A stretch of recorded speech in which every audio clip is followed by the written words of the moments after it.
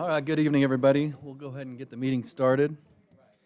Welcome, everyone, to the Madison County Planning Commission and Board of Supervisors joint meeting for Wednesday, June 3rd, 2026. If we can, we'll go ahead and stand for the Pledge of Allegiance and a moment of silence. To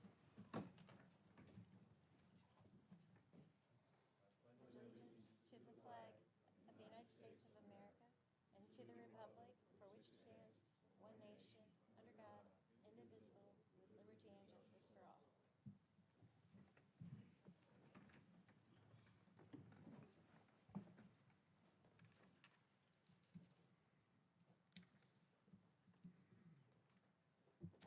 All right, thank you all. It looks like we do have a quorum. I know Mr. Cowan is on vacation. Do we need to know his location? Or are we good with that? Okay. That's right. No, do we have anybody online at all right now, Kimberly? No one at all? Okay. A microphone reminder for up here. Please keep it on for conversation. And then if you're an applicant or if you're public speaking, please approach the microphone. We'll put a wireless mic up here on the stand. State your name and location in the county. We do have a pretty good crowd tonight, so we are going to be pretty strict and keep it to 3 minutes on public comment, both on the cases and any specific Madison County public comment. So just keep that in mind, 3 minutes for public comment. And we will have a timer up here to help guide you on that. Mr. Chairman, point of Yes, sir. privilege for a reminder for the applicants to, decisions are made at the board level, so if they would please stay upon your meeting. I just wanted to mention. Yep. That's for any of the applicants. Again, this is the joint meeting, so the Planning Commission, we will do our business down here, and then we will pause, and then we'll actually pass the meeting up to the Board of Supervisors. So regardless of what any outcomes may be in the Planning Commission, the board will go review your case. So nobody leave, please, until the board has finished their part of the meeting. All right. First order of business is the adoption of the agenda. So moved. All right, has been, motions are made and seconded to adopt the agenda as presented. All those in favor signify by saying aye. Aye. Are there any opposed? All right. At this point, we will do general public comment. Now, this is not specific to any of the cases on the docket tonight, just general public comment. All right, seeing none. New business, we do need to adopt the minutes from May 20th, 2026, and they're in the packet if you haven't seen them already. Need a quick chance to review. Second. All right, the motion has been made and seconded to adopt the minutes as presented. All those in favor signify by saying aye. Aye. Are there any opposed? All right, seeing none. All right, we'll go ahead and get into the public hearings then. And our first case of the night is case number ZOA 02-26-02. This is the zoning ordinance amendment, special use in single-family residence in B1. The Madison County Code of Ordinances, Appendix 1, Article 8, does not allow a single-family detached residence in the B1 zoning district by right or by SUP. Madison County Code of Ordinances, Appendix 1, Article 14.7 allows for an application to be made for a use not provided for. Concurrent with the application below, the Planning Commission is considering amending the ordinance to allow this use by SUP, special use permit. Mr. Nichols? Yes, Mr. Chairman. So since the last time we got together, the first time that we had a public hearing on this issue, the ordinance was being proposed to be amended to simply allow a one-line item, a single-family detached home in the B1 district by special use permit. The language as it was presented did not get traction. And so revised language was proposed, which is up here now, which would accomplish a couple things. It would strike the 8-2-1 for the apartment house and existing structures and the existing 8-2-2 and replace it with the following language. Apartment or dwelling as a secondary use located in the main business structure, an accessory building by change of use to a single-family detached dwelling. Such dwelling shall be used by an owner, family member of the owner, or a caretaker. The point is, if you had a structure that was existing, lawfully placed, you could apply for a change of use, which is just an administrative function of the building code, to convert that to a single-family dwelling if you get a special use permit. So that is the issue at hand here. And Mr. Nichols. Microphone. Are avenues tonight then, we can vote to strike this down completely and leave it as is, or adopt this text, but we are at a point where we cannot make any more amendments to the text tonight, correct? You can make a minor change. Minor change. And you have 4 options that are in the staff report and on the screen there. You can amend the ordinance to allow the proposed use by right. You can amend the ordinance to allow the proposed use by special use permit, which is the proposal that was discussed at the last workshop in the language that was just read.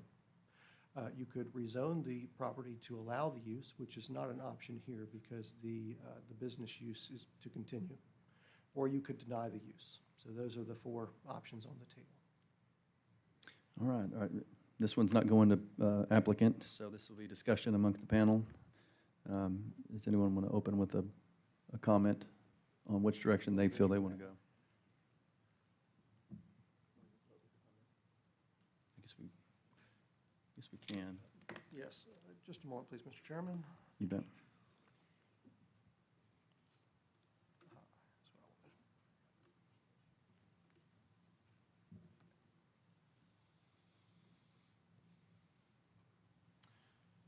All right, so this is the language that would be proposed for option number 3, correct? Exactly. Mr. Wright had a good point.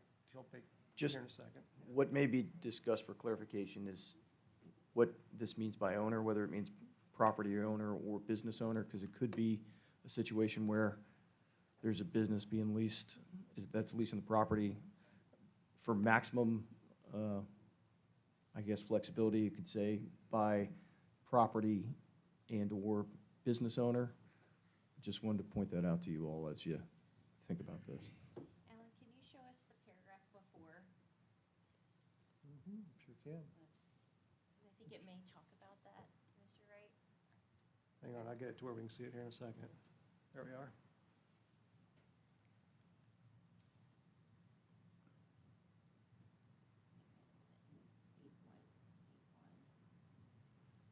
You think there's a different one? Or just, it talks about I think one of the paragraphs above talk about the ownership or leasing of the business. Because we pulled that string, I remember.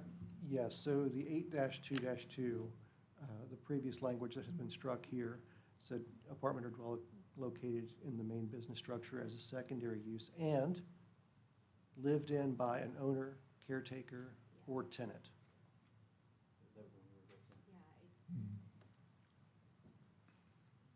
I'm not sure it really makes that much difference because this is an SUP, so theoretically, isn't only the owner is the one that can make the application? That is correct. So it's the owner of the property. Something to consider. Yeah. If you issued a special use permit to convert, an existing structure into a single-family residence, and by default, it's an indefinite permit, and let's just say that that occurred, how would you regulate who was residing in that structure going down the road? It's typically outside of our function to review private contracts for rentals, or, even somebody could be allowed to live without a contract, which is fine, but not enforceable in that way. Mr. Nichols, any reason we removed the date on that, the prior, that it had to be an existing? I know that was a big conversation when we did it earlier. This here does not state that it has to be existing. Our concern was that someone could come in, put up a building, and then, say it's already there. Am I mistaken? Didn't originally we had it had to be an existing structure? The crux of that conversation was if it's good policy for this use, it's good policy in the whole district, and not as of a particular time. If it's a good policy for one, it's good policy for everything. Well, I know it's a concern. I mean, obviously, 63% ag already in the county, 36%, 98% is already that. it's only like 1.5% business, and we already allowing an additional residential into a business district. That would cause concern probably down the road for, you know, convoluting the spirit of the zone, I would think. I mean, in theory, every district offers its own protections. So, you know, in your residential district, you're offering protections against certain commercial uses and industrial uses. In, you know, in the same spirit, your businesses are protected from the sensitivities of residences as a general rule by having their own district where they can operate without those friction points. I guess the concern is, again, you know, with putting residential in other business districts, obviously the pitfalls that come with that, the noise, the traffic, the dust, the production, lighting, and that type of stuff, that may be a concern. I mean, the question to the spirit of your statement there is, would folks in residences in the business district expect the same protections that they would be afforded in a residential district? You summed it up well, you know. So, just a thought. Just one point on this. It does say it has to be an existing accessory building, so I think that was why we could get away without saying a date on it. And also, I think one of the things that we were aiming for was to put pretty strict limits on who uses the residence, because this is not meant to be a residential district at all. So, Yeah, it does state existing, but I thought we put that at the time of the ordinance or something like that. Because what we was worried about is that someone would build, and then 2 years later, they'd say, oh, it's an existing building. And I guess really, I didn't make myself clear on the original statement, but that's really where I was going with that.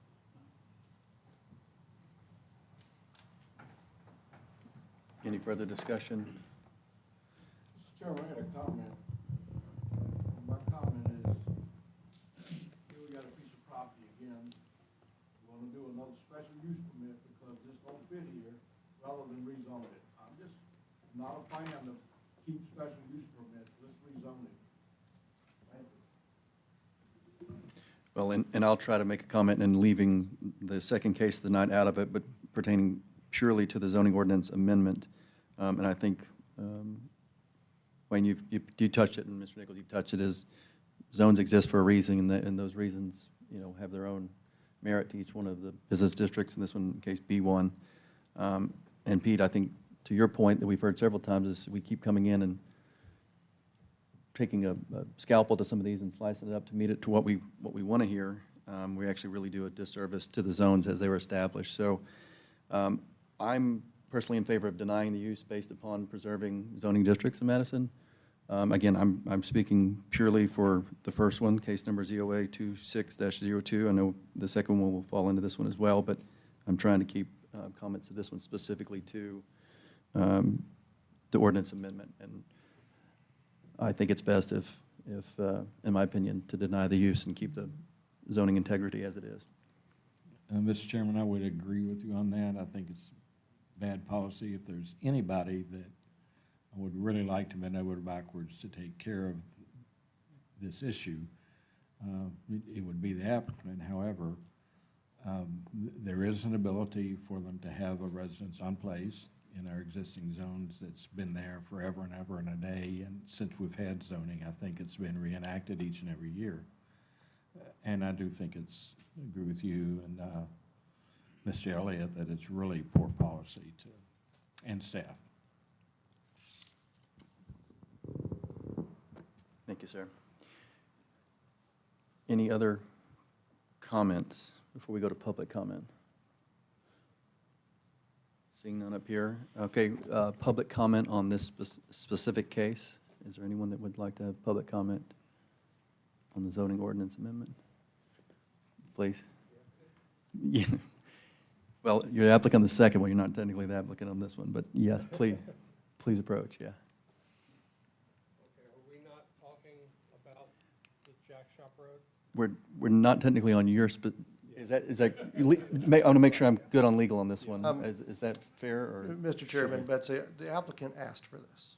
So I do think that he gets to engage On even the first one, if we want to? Let's say outside of normal public comment. Okay, On both of these, this is split because it's a use not provided for. So you have an ordinance question that's concurrent with your special use permit application, but the applicant is responsible for both of those both proceed- occurring. So yes, the applicant would get to participate, and then the public, well, yes. and you may have comment, of course, public comment anytime. But with that being said, if you'd like to comment and kind of meld both of the cases together, feel free. This is your time. I don't know anything about the other, or is there two addressing one issue? Two, you get two tonight. Now, you have,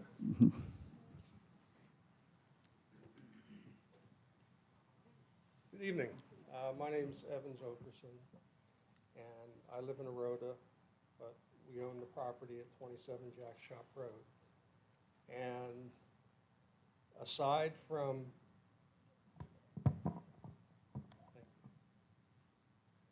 this little 3-acre parcel, everything else in that area is either agriculture or residential. There are numerous residences behind this building and this property, and on down 29 until you get to the farms that are there. So I'm just not sure why it'd be an issue if it's, there are a bunch of residences around already. That's all I wanted to say. Thank you. thank you, sir. Does staff want to comment on anything at this point, or do we want to? I have no further comments at this Okay, time, sir. okay. All right, then back to the panel. Mr. Chairman, I'd like to make a motion Thank you, Pete. that case number ZOA. I'm sorry, Mr. Point Elliott. of order. No, go ahead. I think we need to do the public comment at this point.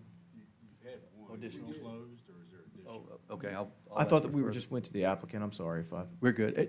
Are there additional public comments on this one?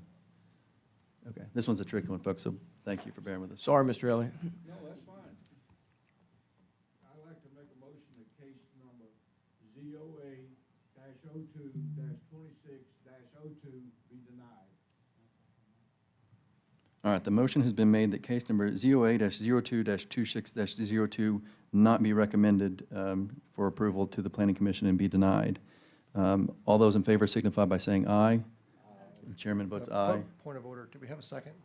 Yeah, we did. Mr. Dyer. Thank you. All right. I oppose. And we, okay, I and oppose. nays, so there's Also, two, also nay. 3 nays, okay. So that was Jackson, Carpenter, and Ann are the nays. So 4-3 on the vote. Recorded, are we good on? recorded? I'm assuming no abstentions? No, well, So yeah, then, Nathan, he's absent, so no, I think we're good on that. so that motion would pass 4-3. Yes, as denied, yeah. Okay. Okay, moving on to the second case. And Mr. Nichols, do we need to proceed with anything? Because this is being treated as two cases, I would go through the same motions. Okay. All right, case number SUP-02-26-02, Janine Jensen. This is a use not provided for, SFR and B1. Evans Okerson, on behalf of property owner Janine Jensen, has applied for a special use permit for a use not provided for to convert a building that is currently being used as a business office into a residence on property identified as Madison County Tax Map 55-24 and further identified as 27 Jack Shop Road. The subject parcel is 3.567 acres and is zoned B1. The Madison County Code of Ordinances, Appendix 1, Article 8, does not allow a single-family detached residence in the B1 zoning district by right or by SUP. All right, Mr. Nichols, back to you. Unless the ordinance is amended, there is no path for approval on this particular special use permit. All right, is there a comment before we go to the applicant or general public from the panel here? Mr. Okerson, back to you. Do you understand the actions that just happened in the prior vote and this one? Okay, okay. Would you like to make any additional comment on this? Thank you, sir. Any additional public comment on this specific case? All right, seeing none, is there any more discussion that needs to be noted or comments that want to be on the record here? motion. All right, do we have, no motion since there's, You have a motion, but there's only one path. okay. Do we have a motion? So moved. All right. All right, the motion has been made and seconded. And make sure I say this correctly. Is that a motion recommended denial of the SUP? Exactly, Okay. as you stated. All right, all those in favor signify by saying aye. Aye. Are there any opposed? The chairman also is an aye. All right, Mr. Oakson, please stay for the board meeting because they will hear the case as well, both of them as well. Okay. All right, moving on to the third case. Case number RZ-04-26-01, Ace Country Holdings LLC, a rezoning application. Will Alvarez, on behalf of Ace Country Holdings LLC, has submitted a rezoning application for 3 parcels identified as Madison County Tax Maps 55-43B, 55-38G, and 55-38H. The parcels are currently zoned Agriculture A1 and are proposed to be rezoned to General B1. Mr. Nichols. Yes, One- Mitch? 1 second, sorry. And Mr. Dyer, for reasons previously stated in the last meeting, he's recusing himself from this. Yeah, no worries. So this is a rezoning of 3 parcels here at Shelby. They are contiguous to existing B1 zoning and an expansion of this district. It is in line with the goals of our comprehensive plan as well as the Highway 29 corridor study. So business is currently operating on the parcel that is currently zoned B1.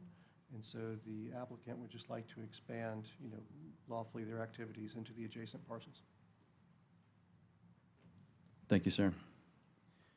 Are there any questions from the panel or comments to staff on this particular case? Mr. Nichols, you've done a good job wrapping this one up. I don't have any either. If y'all would like to, as the applicant is present, so would y'all like to make comments again, or? You don't have to by any means. Perfect. All right, any other questions? Nothing from the panel? All right, we'll go to public comments. This is public comment now specific to this case. Any public comment? I know where all the public comments going next. All right, does anyone have a motion on this one, seeing no discussion? Are we shy tonight? Move Ann? we approve case number RZ-04-26-01, or recommend it for approval by the Board of Supervisors. Second. Thank you, Mr. Jackson. All right, the motion has been made and seconded to approve Ace Country Holdings LLC rezoning application, move it forward to the Board of Supervisors for approval. All those in favor signify by saying aye. Aye. Aye. Any opposed? All right, seeing none.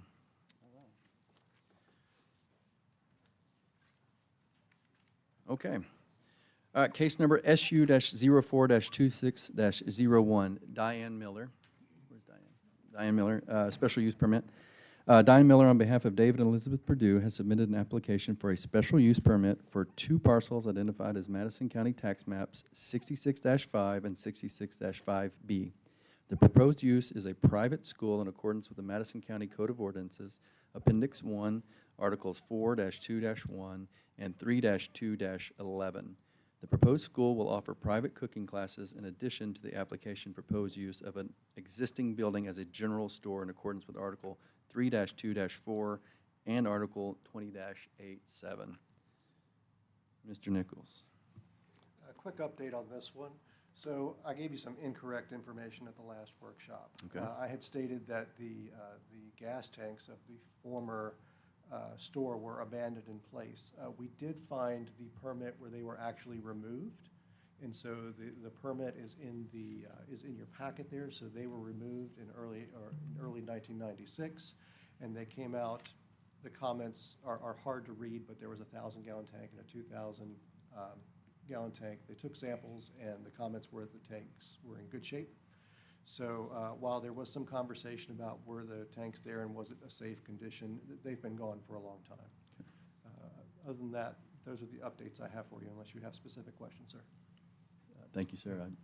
Mr. Carpenter? Chairman, I Yep. do have some comments I'd like to make before we begin discussion. Please, sir.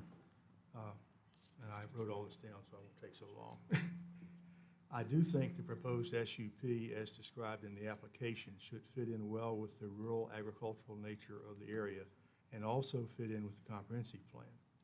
However, I have concerns about the Planning Commission considering recommending this very open-ended private school use without any conditions. The Planning Commission routinely considers community impact and the scope and intensity of a proposed special use. The Planning Commission also regularly recommends conditions for an SUP which provide guidelines for the use going forward. While the applicant's description of the intended use implies a number of conditions, as Mr. Nichols explained at our last workshop, unless those conditions are explicitly stated with the SUP, the description of the use alone does not qualify as conditions of the SUP. Mr. Nichols, could you put the definition of private school, I think that's 20-146 up for us? Of course.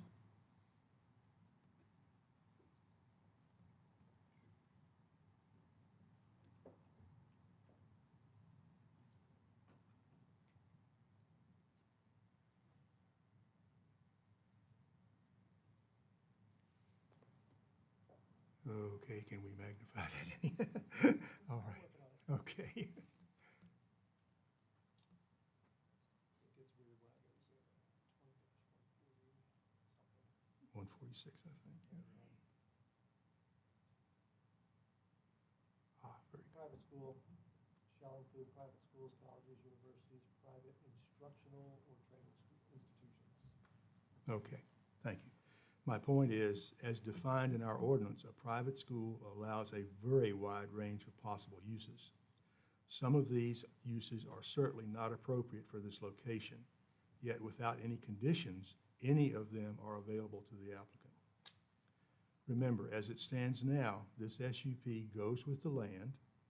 Also, an SUP applies to the whole parcel, not just the existing dwelling we have been discussing. So the applicant or a subsequent owner of this parcel would be free to utilize the whole parcel in any way they interpret the private school use defined in our ordinance. On a second note here, because of the small size of the country store parcel, I think that use will be self-limiting. However, the antique craft or gift shop use, that's 3-2-5, may be more appropriate than the general store use, which is 3-2-4. The definition of general store, and you might want to bring that up too, the definition of general store, 20-87, says offers for sale primarily most of the following articles, and then goes on to list a whole group of retail sales articles. The retail sales listed by the applicant seem to me to be more in line with antique craft or gift shop use. Thank you. Thank you, Mr. Carpenter. Are there any other comments that need to be made before we get into specific questions? Seeing none. Ms. Miller, if you'd like to, let's go ahead and have comments from you, and then we'll maybe have discussion, and then we'll go to public comment.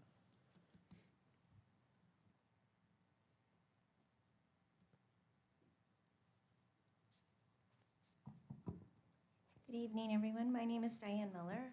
You know who I am. I'm trying to buy the property there at 242 Madison Mills Lane. I'm going to use my time, because we're limited, just to talk about two things: an overview and a reminder of the business model, and then just discussion of the property and kind of the state that it's in and the investment that I'm hoping to make into it, and why, from my perspective, a business makes sense to generate revenue to kind of justify the improvements that I think need to be made to the property. So as we've kind of talked, my business model is really a small boutique kind of destination school experience. The idea is that you come in for 2 days, two half days. The reason there's 2 days is because encourage people to come in, relax, stay at local hotels, Airbnbs, enjoy the county. the cooking school can accommodate a maximum of 12 students. The craft studio can accommodate a maximum of 12 students. What I'm really selling, it's not really the class. You know, in today's world, anyone could go on YouTube and you can learn anything. There's no reason to get out of your house, and there's especially no reason to drive all the way to Madison. What I'm really trying to sell is that experience, that come out to the country, relax. This beautiful, charming setting, come in, get one-on-one attention from a teacher in a really small classroom experience. Connect with the other people in the class, bring your friends. These are also activities, you know, you can do with any generation, from grandparent to parent to child can come in, and this is an activity they can do together. My business model is value. It is not volume. Volume, if I was gonna do volume, honestly, I wouldn't, no offense, I wouldn't be located in Madison. I'd go to an urban area. My kind of promise to my customers is that it's gonna be worth the drive. It's worth the drive to come down. It's worth the drive to have this great classroom experience that incorporates the gardens and this country setting, to work with the business partners that I have arrangements with, to make recommendations to go out and have lunch, to go have dinner, to stay at these local nice hotels. That's my model, and so it is in my best interest to keep classes small, keep development low, keep a lot of green space on the property. Speaking of property, so it's a beautiful property. The house has been completely redone on the inside. It is just a little bit over 2,000 square feet. Its listed sale price was $745,000. The median sale price for bedrooms homes in Madison County is $470,000. There's, you know, it's not really built, it was built in 1920, it's not really built for today's way of living. There's no garage. The septic system is 65 years old. It's in a flood zone, which means, you know, thousands of extra dollars every year you're gonna pay in flood insurance. The parcel next door, 66-5B, the one with the country store, is 1/4 acre. It is a country store and a pole barn that's built on pillars. There's no foundation. There's wood damage in both buildings. There's no septic system, and there's the water that's on the system is a hand pump that's connected to the farmhouse property. All of that I'm saying is, to me, it's perfect. You know, this is great. This works exactly for my means. But it's for the work that needs to be done, and I mean, it is hundreds of thousands of dollars. It's in my budget. For me, it needs to be a revenue-generating business in order to make it worth that improvement in that preservation. Otherwise, you know, I'm not sure. It's not let's just say it's not a property that I think appeals to a wide variety of folks. And so that's kind of, you know, there's going to be improvements made. That's why it's tied to the business. I don't know what my time is, but I'll stop now. Yeah, I mean, I think we'd rather hear more details. We hadn't need a couple more minutes, so if you have other pertinent, You're our applicant, you can speak. yeah. Oh, okay. I mean, honestly, Chairman, if I don't know if there's a question, if anyone wants to ask, if that's appropriate at this point, but I think I've kind of hit on the high points. I guess the only other thing is on the permit period, on the indefinite permit. Again, that just kind of goes to protecting the investment that I want to make in the property. Just quite honestly, also preserving the store building in a way. Every time I've talked to somebody about what I'm trying to do, or I've heard comments, it feels like everyone has a story about the store. You know, it's just never going to be a country store again. The economics aren't there. But by tying it to my cooking school and craft studio business, it is a building that can generate revenue, that can get improvements, that can be there, because I know it is important for a lot of people in the community that have memories of the store because they've shared them with me. So I'll just end on that note. And I'll go ahead and ask the first question, so please stay. I love the idea, and I am always for economic development in Madison when it fits and it meets the comprehensive plan and it meets the rural character and the agricultural character. I think this does this. But I am going to go ahead and address the elephant in the room. You mentioned boutique several times. You said 12 several times. I think people are concerned about size and bigger events because that has come up. But you didn't mention once an event just now that was over 12 or any large gatherings or book signings. Can you give us a little bit more detail as to where the necessity for those for your business to thrive, how many of those you might have, the likelihood of you having those? But I think that's what you're going to hear comments on tonight. And it's the questions really that I have, because again, I think you said 6 times a boutique, 12 students, 4 times, and then the crafts and the cooking, which that I'm an eye for already. But I think it's the things that may be the scope creep we talked about earlier that are going to cause some concerns, including myself. Sure. I know the last time we just talked about, we had talked about a potential of limiting, I'm not exactly sure what the planning committee had in mind, whether it was number of classes or cars on the property or something like that.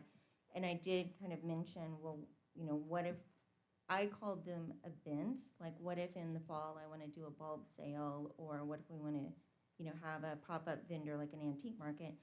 I guess really those are just special sale, mercantile kind of things, that it wouldn't necessarily bring 50 people or 100 people on the property within a few hours. It would just be an incentive for people to stop by the store. So yes, that would increase traffic, but it's not an event like, I don't know, a festival or something like that on the property.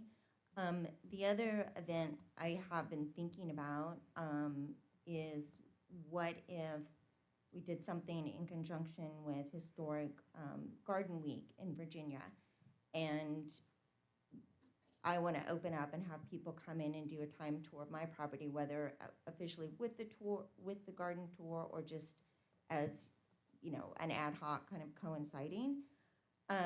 That, again, I can't handle having 50 or even, 40 people come onto the property all at the same time, so that would have to be like a ticketed event. We did talk about, what if one of the cookbook authors that it teaches as a guest instructor wants to do a book signing. I guess it's really hard to get a small business going and make it run, and so I am just trying to ask for as much flexibility so the business can be successful. That's not a core part of the business, and even, I didn't look, like, if we did like a book signing and people came into the building, I would have to figure out what the capacity of the cooking classroom is for like auditorium seating. I don't know that number. I don't know what the fire code would allow in the building, but it would obviously be driven by that.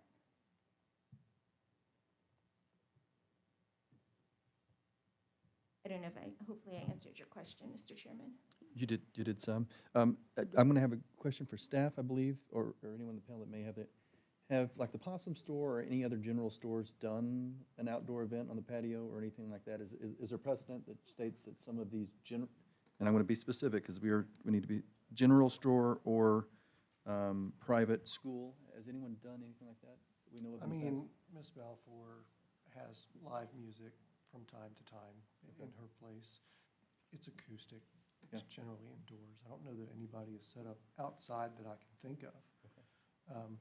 But it's exactly that. It's a small, it's something to gather a small crowd to patronize the business. And I believe Mr. Nichols said this last, the workshop. The events that you're describing are basically what are categorized as seasonal and brief events, and they are by right and A1. So that's separate from what you're asking for with the private school.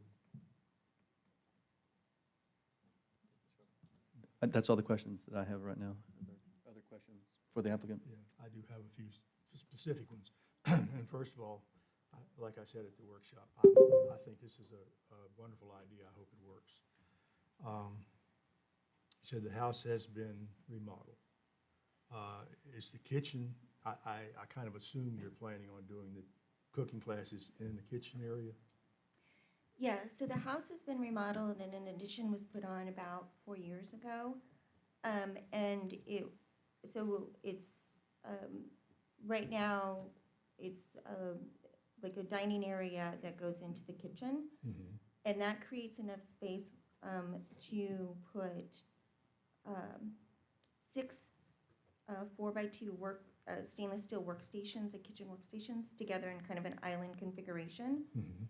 And then have a instructor's workstation there facing them. Sorry, I'm giving you way too much detail than you probably care about. But basically, yeah, the instructor, their back would be, they would be standing in the kitchen with a workstation looking out, and in what is now the dining area would be where the students are. And then in the bedroom that's on the first floor, that would actually be converted into like a prep kitchen area. And so there would be a sink and a dishwasher and then wall ovens. So if we're doing classes on cake baking or bread baking or whatever, everybody needs they need to have ovens to cook that. That would be located in that first floor bedroom. And then that's where, again, kitchen assistants, teaching assistants would be doing dishes, taking things out, doing all the prep, so the classroom experience with the teacher is running smoothly and everybody has what they need. Okay, so you're not actually describing a commercial kitchen, but you are planning on rather substantially increasing the cooking space available, I guess we might say.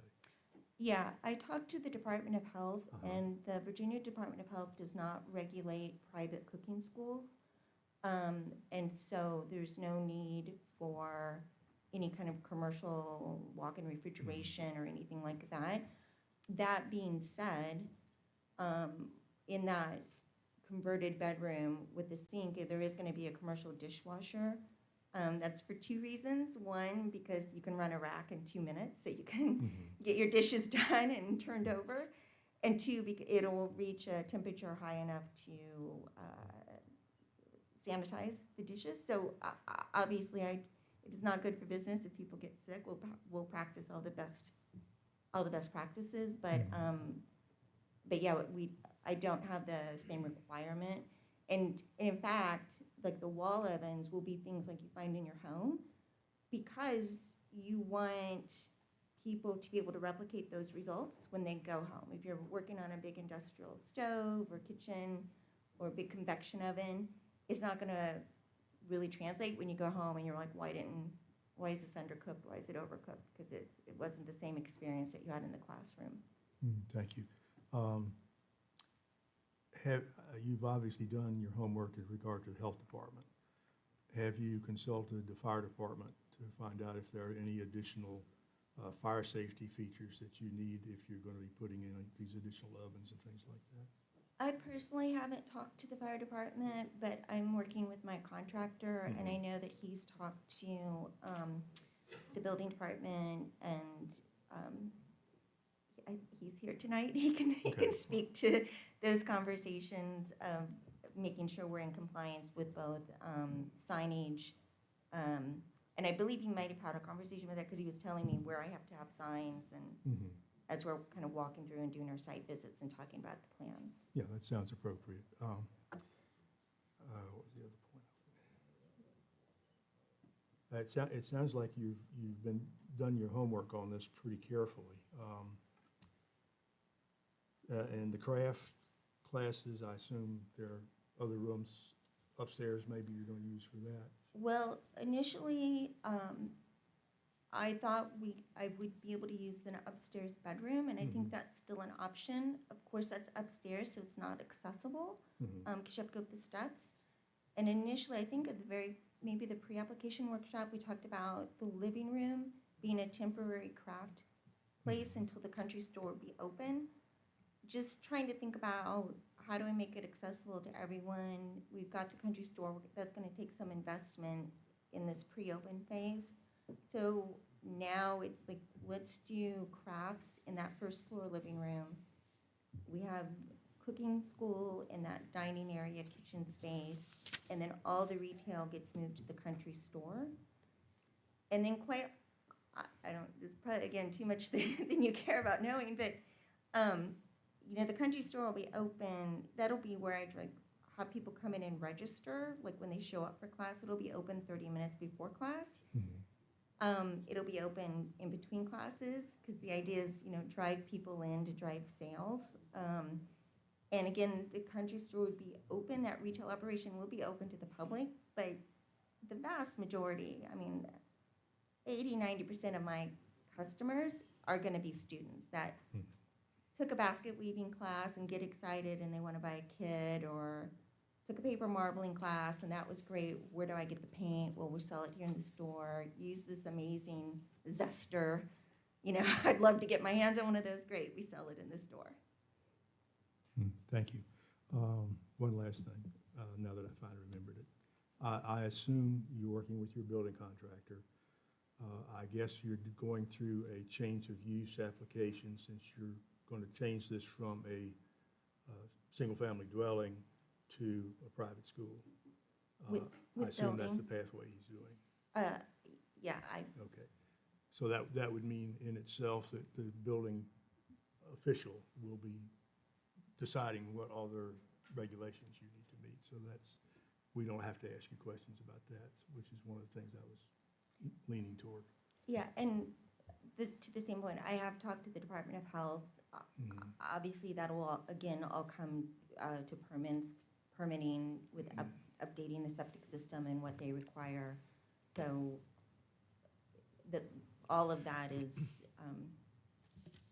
I guess, in works, conversations and relationships there. They know what we're doing and kind of involve them when it's appropriate on the permit side. Okay, thank you. And that brings me back to my point. I would like to see a lot of that planning, including your self-imposed limitations. You're very clear about what you want to do. I would like to see that in the application as conditions, because right now, you know, we can't really predict what the future's going to hold.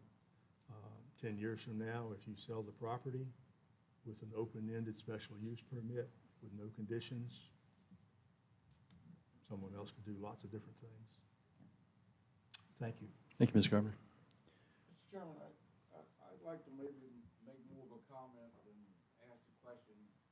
And I think we're losing sight a little bit of why the commission is here. I understand all of Steve's questions, but the thing we gotta be concerned about, do we wanna zone this property? Because the building department is gonna take care of all the problems that's out there. The health department, she's not gonna get an occupancy permit unless she meets their requirements. VDOT, she's not gonna get an occupancy permit till she meets those requirements. So, you know, we can sit here and ask the nice lady questions all night, but we have agencies gonna take care of that. I think what's in front of us, do we wanna rezone this piece of property? This is a special use Or a application. special Yeah. use? Yeah. Do we wanna make this piece of property a special use? I And think that's what we're here for. I think we routinely recommend conditions on special use permits, Yeah. almost all the time. Thanks, Pete. I agree. Any other questions for the applicant? Because I have one more, and I don't think we've touched on it, but since we talked about the general store and the hours, layman's terms for me, Monday through Sunday, how many days a week will the store be open, and what hours will it be open, the general store? My goal is to get the store open Tuesday through Sunday. And it will open 30 minutes before the first class, so the class is at 9 o'clock. I know that's very early for retail, but like I said, the idea is to push students to the store for registration and get them in. And then it will close an hour after the last class. So right now, class schedule is for 9 to noon and 2 to 5. So the country store would close at 6. in the summer, during peak tourism period, I would love for the store to be open later, till 9. To be honest, and I'm not trying to not give specifics, it really, those kind of things kind of really drive on demand. So generally, retail starts slowing down 30 minutes before your closing hour. So, so you kind of want to stay open later, but on the other hand, like I said, if you're not getting any stop-by traffic on Tuesdays when it's not summertime, I'm not going to pay someone to sit in there and have the store open. Same thing if we're like, okay, it's summer peak travel season, we're going to keep the store open until 9. If no one's stopping, we're not going to keep it open until 9. We're going to stop at 5 or 6 o'clock or whatever makes sense for the schedule. And I think I just said that, but it's the same thing, like I said, for the schedule. It will definitely be open when we have students there. So that's Thursday, Friday, or Saturday, Sunday. Again, whether it makes sense for it to be Tuesday, Wednesday, again, just kind of Yeah. tourism, traffic, what's happening with the store. And you answered, I mean, normal hour, and 9 o'clock's not early in Madison, I assure you. Most stores open at 6, so that's fine. My only other follow-up question, staffing and the house. Will you have anyone there 24 hours a day living in the house? And so staffing will come from local, hopefully hire locally, and they'll go and open the store ahead of you, and you'll be there and all that good stuff for staffing? Yes, so this is my job, so Okay. I will be on property, especially, I mean, again, I don't know who, operates businesses. It's hard, I'll be on site, making sure everything works great. There'll be a cooking school director, an assistant cooking school director who will teach the majority of classes. There will be kind of kitchen assistants as needed to wash dishes, do the turnover. There'll be guest instructors occasionally for cooking school.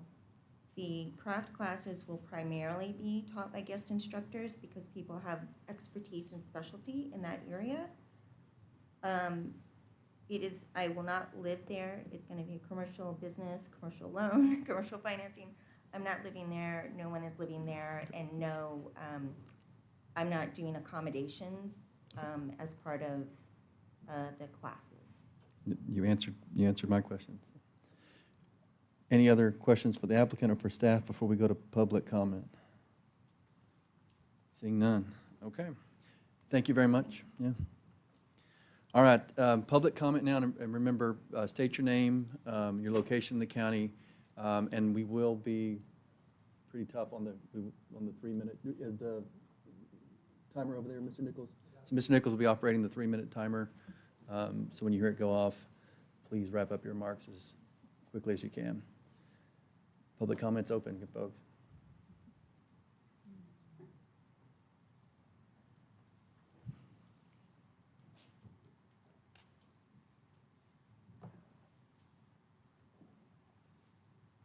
All right, my name is Chip White. I live at 48 Madison Mills Lane, Madison Mills. My home is in line of sight of this business proposal. There are only 4 homes on Madison Mills Lane. Mine is the oldest. It was started in the 1770s. It's been there ever since. My family's been in it the whole time. The second building that was built was the mill and the miller's home, and that was 1790s. Mid-1800s, the store was built. There probably was a store owner's home there, but nobody knows where it was. That was replaced by the Gillum home that was built in the early 1900s. And then the second Gillum home that was built for TO in the 50s. 4 homes. There's never been any kind of noise generating, light generating, event type thing that's been there. It's always been a sleepy little community. So I bring that up because 14.4 standards for issuance of a special permit, section 14.4.2b states, the use shall not tend to change the character and established pattern of development of the area in which it wishes to locate. I agree with the idea of a small business there. It would be great. But I also worry about scope. The SUP as written would allow virtually anything. Your regulation for private schools excludes all of the size limit that's put on any kind of commercial property. So what's the point of having this with 3 acres and no limit on how many people can be there? It Doesn't make any sense. Next, we keep hearing 12, 12, 12, but we want 40 parking spaces, maybe 30, maybe 35. Are people gonna drive 2 cars? Are they towing one in? What's the deal here? It's a SUP that would be in perpetuity. So if you build 40 parking places and the next person buys it and they come in and say, hey, you gave me this SUP.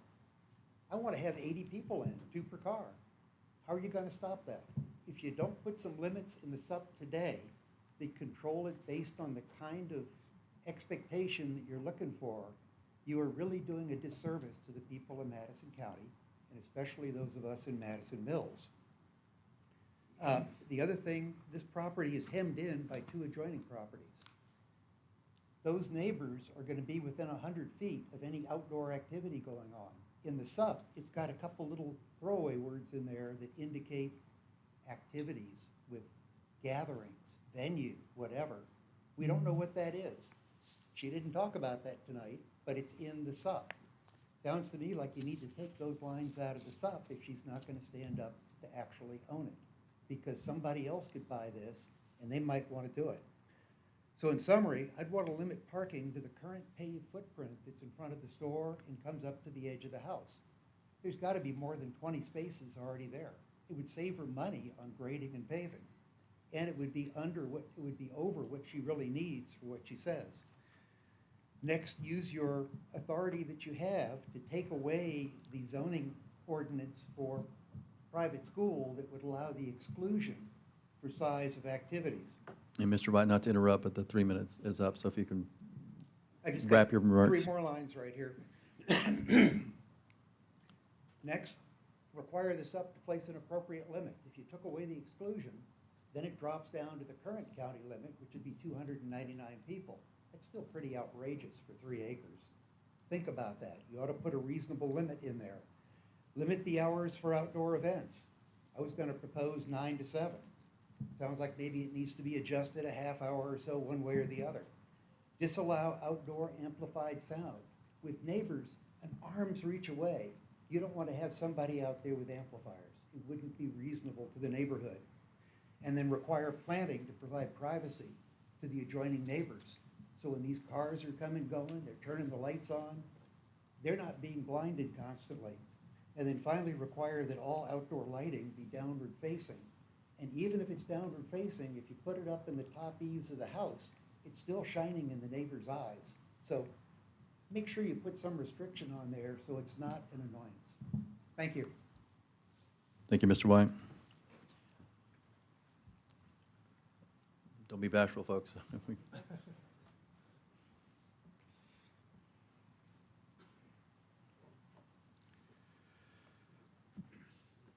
My name is Randy Merrick, and I'm one of the adjoining property owners. And I hate to repeat things that have already been said. That drags a meeting out way too long. But Mr. Carpenter's comments about getting all of the regulations in place to make this possible before you grant a special use permit makes sense to me. I think the idea is charming. I think in a small scale, in an appropriate scale, it might work, but with all the challenges that are going to go on, I'm concerned that it's not enough definition here.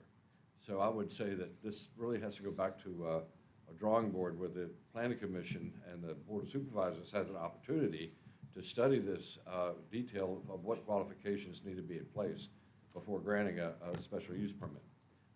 And the idea of, again, this already been stated, this special use permit goes in perpetuity. So if things don't work out for Diane, and I hope they do, that all of a sudden she has to fold and go away, well, the special use permit is there. So anybody could come in and you can imagine all the possibilities of a special use permit, what the new owner might want to do. Does he come back to the board and get permission? No, he's got a special use permit in place. So those are my comments, and I really appreciate time for the board and the Planning Commission. Thank you, Dr. Merrick.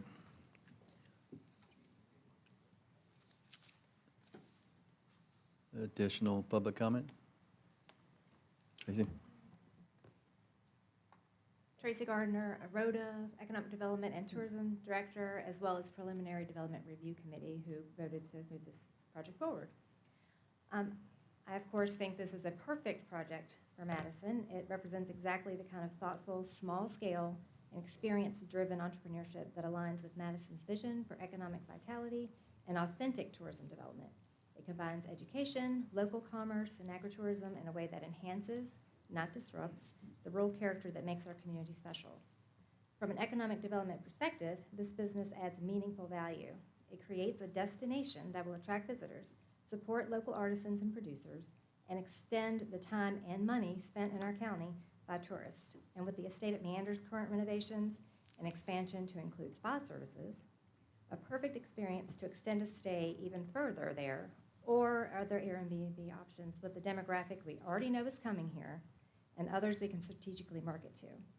These are the types of enterprises that strengthen our local economy while remaining consistent with our agricultural and rural identity. It complements every other business we have, pretty much. I also want to address the concern about traffic. Based on the applicant's plan, class sizes are intentionally small, with a maximum of 12 participants, many of whom are likely to arrive together. This results in a relatively low number of vehicles at any given time, concentrated around predictable hours. But as Mr. Carpenter pointed out, events can be there by right with more people. Anyone can. In practical terms, the level of traffic generated by this use is comparable to or even less than what could reasonably be expected from a typical residential property. Many households generate daily traffic from family members, visitors, and service and delivery vehicles. I personally have had regular mail delivery, Amazon, FedEx, UPS, Instacart. The only thing I haven't done is DoorDash yet, but just count that up. This proposal does not introduce a scale or intensity beyond what is already part of everyday rural living. Additionally, VDOT has reviewed this project and did not identify concerns or require additional study, which further supports the conclusion that traffic impacts will be minimal. In closing, I believe this is a well-conceived, right-sized business that reflects the best of Madison County, an entrepreneurial spirit, respect for place, and a commitment to community. I strongly encourage approval of this permit. Thank you. Thank you, Ms. Gardner. Additional, is there anyone online too, just check in?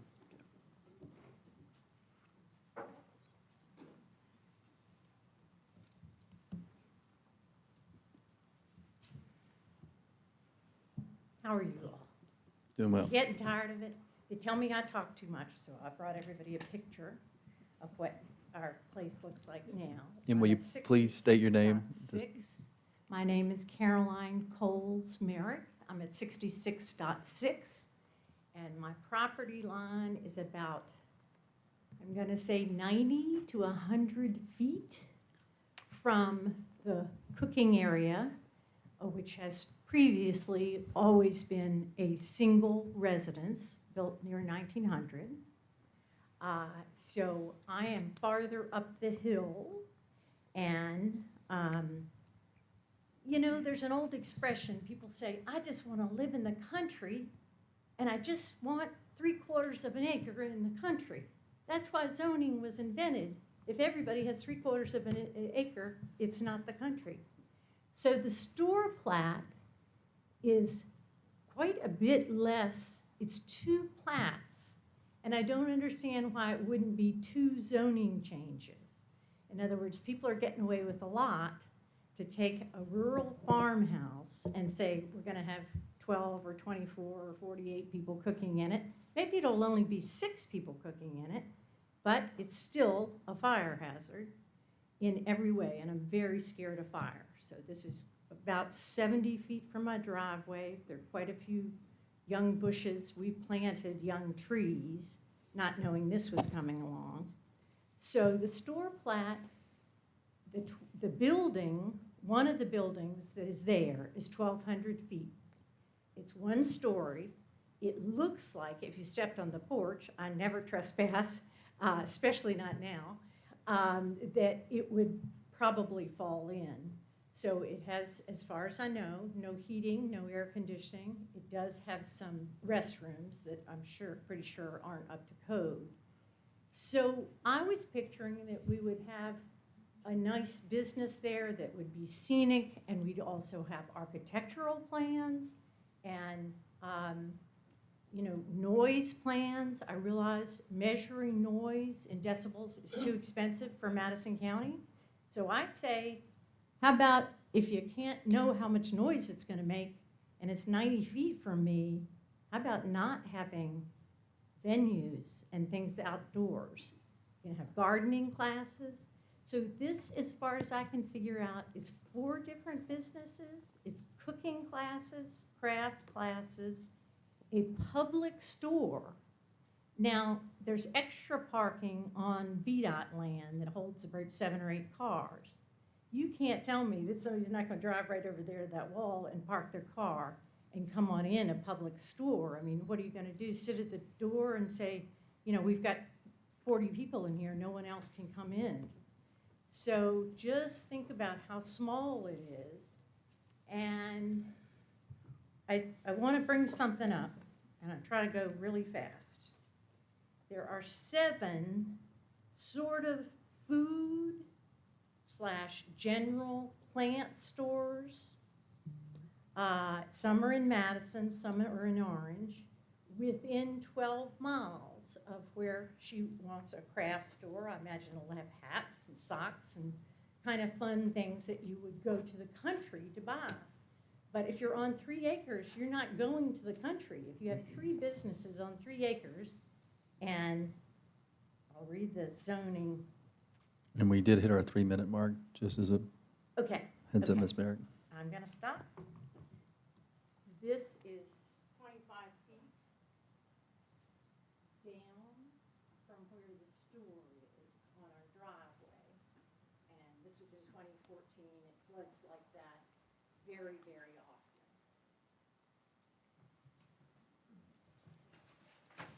often. Pardon my interruption. Were these photos submitted to public record, or should we? These photos have not been submitted, but if you want to view them, if the member of the public would like to give them, I'll make copies and put them in the record. I was just gonna give everybody a picture. I think in the meantime, it's gonna look like that.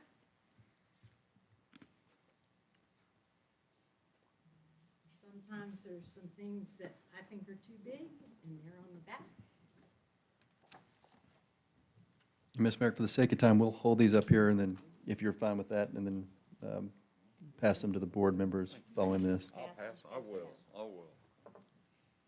you go. So that's what it looks like now. Would you like some pictures? Great. Thank you, ma'am, for the material and the comments as well. Could I bring up an economic thing that I think is important? We're well over 3, so you'll have an option to speak during the board All right. as well. We've lived here for 25 years, paid our taxes $3,000 a year, that's $75,000. Somebody has come in and made some requests. It doesn't own any land in Madison. Maybe it will work out, but it kind of feels like we're not being protected. We have agricultural land for, 600 acres around us, and I don't see the necessary part of having an SUV. I'm asking why SUV instead of just a slight zoning change? Thank you, ma'am. Additional public comment?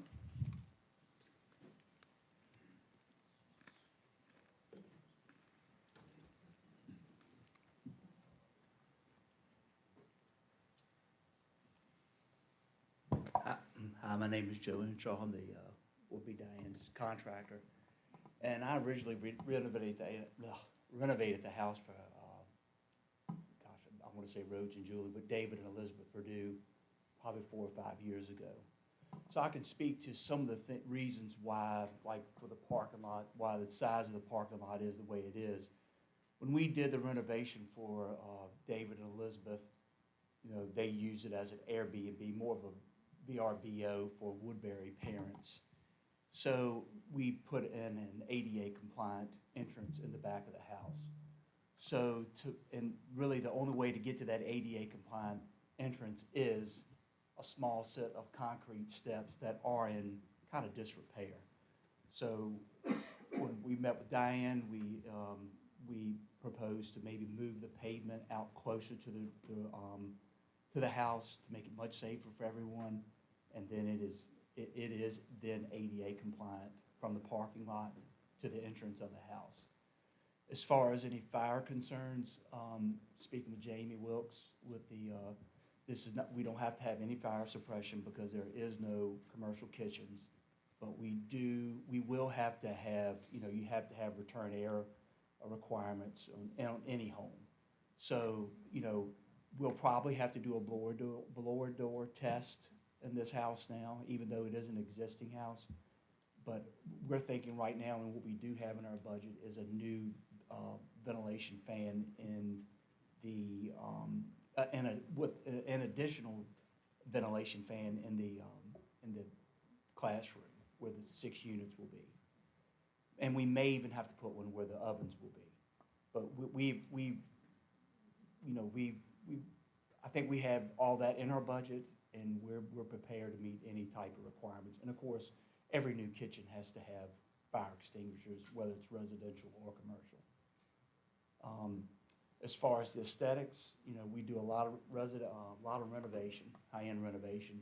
So Diane wants to keep the store will look pretty much like it did new in the late 1800s when it was built. So it'll be a nice-looking store, wood floors back. It will be, concrete piers. We're planning on underpinning the store because it wasn't much there in the beginning. So it'll be safer. It already has an ADA compliant ramp.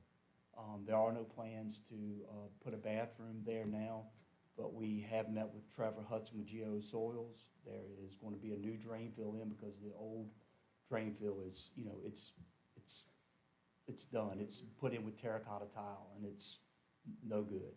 So we have a plan for we should have the OSE report for a new 4-bedroom drain field, which will probably be 4 to 5 75-foot lines, depending on what Trevor, comes up with when he does his soil samples. And we're waiting on that until, we hear from you guys. But other than that, as far as it looks, it's not going to have a modern feel to it at all, I promise you that. When we turn in our plans to Jamie for the permit, we'll have to submit all of that. What we're using on the outside, what we're using on the inside. The inside's not going to change. It's just going to be clean. But as far as the house is concerned, it's got all new plumbing. We put mostly all new wiring in that house. Most all the rooms were renovated in that house 4 or 5 years ago. And so there really shouldn't be any fire concerns. And we even upgraded the electrical service. And we have to also add another 200 amps of service for the new ranges. So, everything is going to be up to code, and all the mechanical is brand new from all the way to the septic tank. So there shouldn't be any concerns, and actually the drain field will be in a much better place because the existing drain field is actually in a swale. The new one is going to a pump. It's going up on top of the hill, and we're removing 2 buildings that should have been demolished a while ago that are really safety hazards. They will be gone. But there'll be 3 sound buildings left on there, and all 3 of those will be 2 now, I think, and what Diane's plan will be renovated to look like new, and they will be completely safe. And trust me, insurance companies will not have it any other way. And we just reached our 3-minute limit as well, so any concluding remarks? Speaking to the parking lot, as a business owner who has his shop on a special use, and I think it's 4 people who work in my spot, I have a large parking lot, and I have to have it for deliveries. I mean, she's not gonna, she can't just do it with just a parking lot that's on its store. I mean, in my personal experience, and food service trucks are not small. Thank you, sir. Thank you.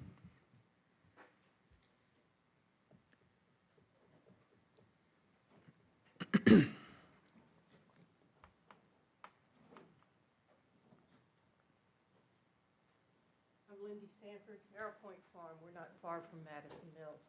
I don't know how many of you remember the flood of '95, but the new bridge had been built at that time.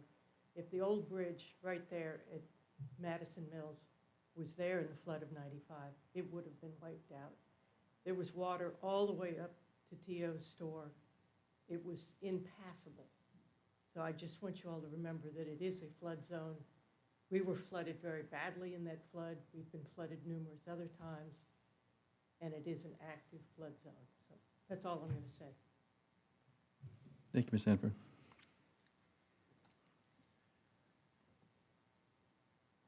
Any other public comments on this specific case?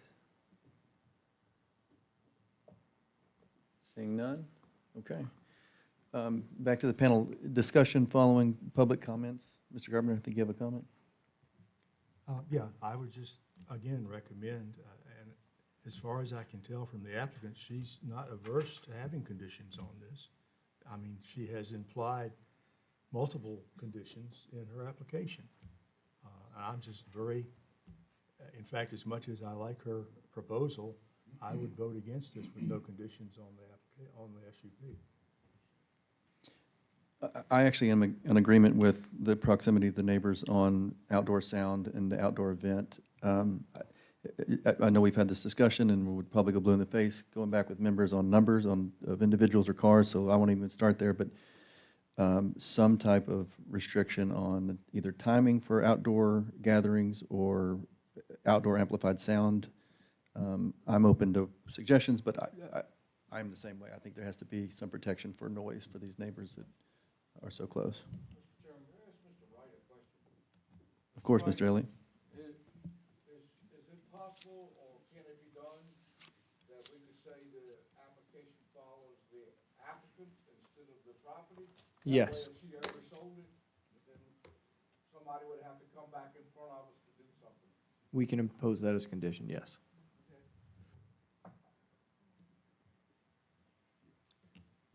Mr. Chairman, I would, well, let me just start off with a simple one. She says she wants it to be a cooking and craft school. All right, let's make that a condition. We don't have to say how many students in each classroom.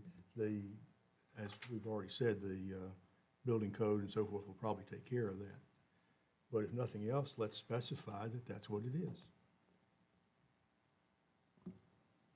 What do we think of that proposal? I mean, let's go ahead and put pen to paper on this, folks. I mean, so that one of the specifications would be it is purely for cooking and crafts. I've been cut off. Thanks a lot. Going home, folks. What do we, I guess let's start with that one since Steve has proposed it. Naming what classes. I mean, I don't know if we have definitions of what those classes are, Steve, so I mean, they could get a little tricky, but putting it in paper that at least it's a cooking and a crafts class. If I may take the liberty, Mr. Please, Chairman, of course. it's easy just to write in the permit letter that this is for a cooking and craft Okay. school as described, Okay, so that, which would mean that you wouldn't get a university yeah, or a college that use. would then essentially take the place of a condition placed on the SUP. Or as Yeah. heard from the public, a welding school. It would be Okay. limited to cooking and craft. And just, so, would that be a condition, or would you say it'd just be a component of the permit It would itself? be defining what the permit is. Okay. Do we need to, as a panel, And it would come be up with that? It would be a condition limiting the use to those things. Okay. So I think it's safe to say it's proposed that we put a limitation in naming the two specific classes. Are we, go ahead, Pete. Since we're making decisions for you, you might want to. Here's kind of where We I'm at. will. You know, I don't want to tie this lady's hands down to just a couple things. I think one of the people, most of the people that spoke here, and most of the bigger concerns are, she could sell this and anything could happen. If we put the special use permit to her, she sells it, they gotta come back in here. So she can't, with what she's got, grow and do but so much. But if we put just 2 items there, it might limit her to what she can do. That's just my opinion. And I'll counter that, Pete. I think your point earlier about the building code is probably going to take care. I mean, you can't fit more than 12 people in that room, in my opinion. I don't think that any building code or any, I'm not going to go to cooking class where if it's 50 of us in a room that we're shoulder to shoulder and I can smell the sweat. That is not going to do it. I think that you're correct that the building code will provide us more guidance down the road. Again, that's not our purview tonight. My concern would still be is it autograph class or something like that going to take, 50 people and getting into that higher number? That's where I think Mr. Carpenter's point on defining the classroom does have merit. But if she does that, then as soon as one of these neighbors calls and says, wait, they overflood this place, then Alan's gonna send the building inspector out to find out, hey, what's going on here? Well, I'd say the applicant has said she isn't going to do that. So that's my counterpoint. And we're going, when we discuss, we're definitely going to come back to you because this isn't a one-way decision right now. But I personally like the idea of putting caveats on the scope of the class. Do we do a straw poll or a verbal yes or no that we should do that? And heck knows are just as good to me. It's listed on the permit. It's listed on the permit as a condition. Mr. Jackson, you go ahead and say it. No, I think just saying cooking and crafts class is fairly broad and will have trouble to interpret. Normally, I am more inclined to go with putting it on the property. I do think this is one that should go to the applicant. It gives a review from the Planning Commission and the Board of Supervisors for a change in ownership or use potentially. It doesn't let the open-ended side. I'd like to see something on the non-amplified music. I think that would kind of take care of a lot of concerns, especially with proximity. I'm glad to hear not some of the comments from the last public comment on this. Drove down there, I see more VDOT equipment parked on Mr. Quaich's land than I do traffic down the road at any given time, and I never see anybody on that road. And the speeding I liked was, it's a self-solving type of problem. But I do think this is one of those applicant-related deals, and it is a change in the area to some degree, but it is a revitalization of something that we all kind of hold dear and cherish. It's old stores in rural Virginia. I would agree, Mr. Jackson, and well said, as always. Okay, so then I think we have 3, and let's do just a verbal yay or nay on this one. I think, first off, do we all agree that this can run with the applicant and not with the land? Is that a head shake to everybody? Okay. So, Mr. Nichols, it sounds like the first condition would be runs with the applicant versus the land. I'm taking notes, Mr. Chairman. Thank you, sir. The second, then, non-amplified, do we want to restrict it to no amplified sound outside or at a certain time that no amplified sound? In the spirit of complementary businesses, what you did with Yes. the Inn at Meander Run was a half hour after sunset For amplified? for outdoor amplified music. And that's Indoor more- is not regulated. But they're event venue? They were an event venue and B&B, but it's, the spirit of that has been similar with other applications, but you all can do what you want. Why would we not go with non-amplified on the basis that she's already permitted to do her 15 events a year? Yeah. That frankly can be amplified. Yeah, I mean, those are the by right ones. Exactly. So then how do we want to phrase this one then? A time, Amplified outside music. say it again, Mr. Jackson? No amplified Okay. outside music or just amplified. Amplified. Everyone in agreement with that one? Okay. And then the third one, and this one still might have a little discussion, is putting specificity to the classes, cooking and/or craft classes. I think, would that be broad enough? Well, If we say classes, are we limiting the opportunity for her to have, say, that, like, the guest chef to sign her cookbook? Like, that would be attractive to me. If I was taking these classes, I would want to be able to have the chef sign my cookbook, if that was something I was super into. I would- But if we just say class, is that going to limit? if the SUP runs with the applicant, then her application has already said that it's those kinds of classes. I don't think we would need to make that. Yeah, I mean, you would, But like, You're saying to pull are you saying to pull the comment about the classes and the classes being cooking and craft? Yeah. Steve, if it was to go with the applicant? Yeah, since, the only reason I was proposing that is Is because the future. description Okay. that she gave us is not considered yeah, So is the question at this point, Mr. Chairman, whether or not to include the That at all. cooking and crafts or crafts classes? okay. And then we think we kill that concern with If the runs with the applicant. If the SUP goes with the applicant, It that's can a be, moot question. it can be perverted or abused in the future. Okay, So your two conditions are with applicant, no amplified noise. correct. There you go. And then, again, a reminder that, I mean, 15 events a year by right, that can be the author class that you're speaking of, I mean, that anyone could do on their property. The neighbors could have competing authors there the same day if they wanted. Okay, are there, taking into consideration public comment, taking into consideration staff's recommendations and what we have in front of us, any other? Any concerns about the parking area? I'm kind of with Clay. It's been a vacant parking lot in there. It was already stated, even, if they put in 20 parking spots like it's currently there, people are just gonna park on the VDOT right of way. I mean, that's just what we do here. Yeah, I agree. That's it. And I'm looking at, the language, it runs with the applicant. I'm just looking at some of the notes from public comment. And again, voluntary on, well, I'm not even gonna mention planting shrubs or bushes. Someone else already did that for me, so. Okay, please. Just a question for Mr. Wright.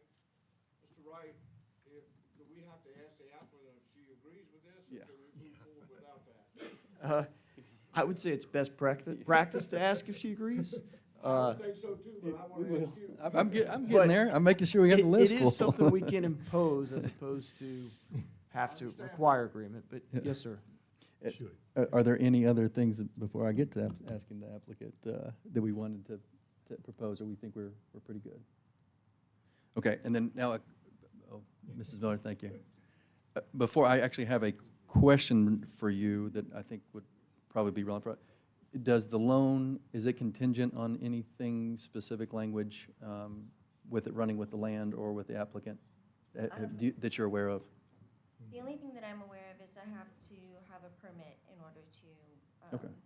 to run a business on the property. Okay. And then, so what we're doing is we're proposing conditions that we would voluntarily, am I saying this right, voluntarily place? Asking No, her these to would be voluntarily accept. imposed. Being imposed, I want to make sure we do this right. Being imposed, that it would limit you to no amplified sound outside.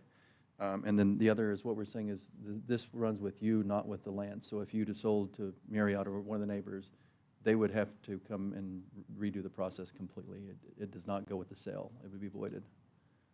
Are those two conditions that we've proposed? I think those all sound fair. I do have a question.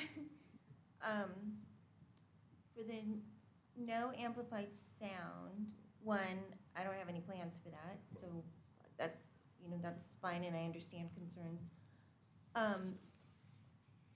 If I wanted to do one of these 15 events, can I do amplified sound at that, or no? And then let's say I want to do a ribbon cutting and a party and have a bluegrass band during the day. Would I have to come and get a permit for that?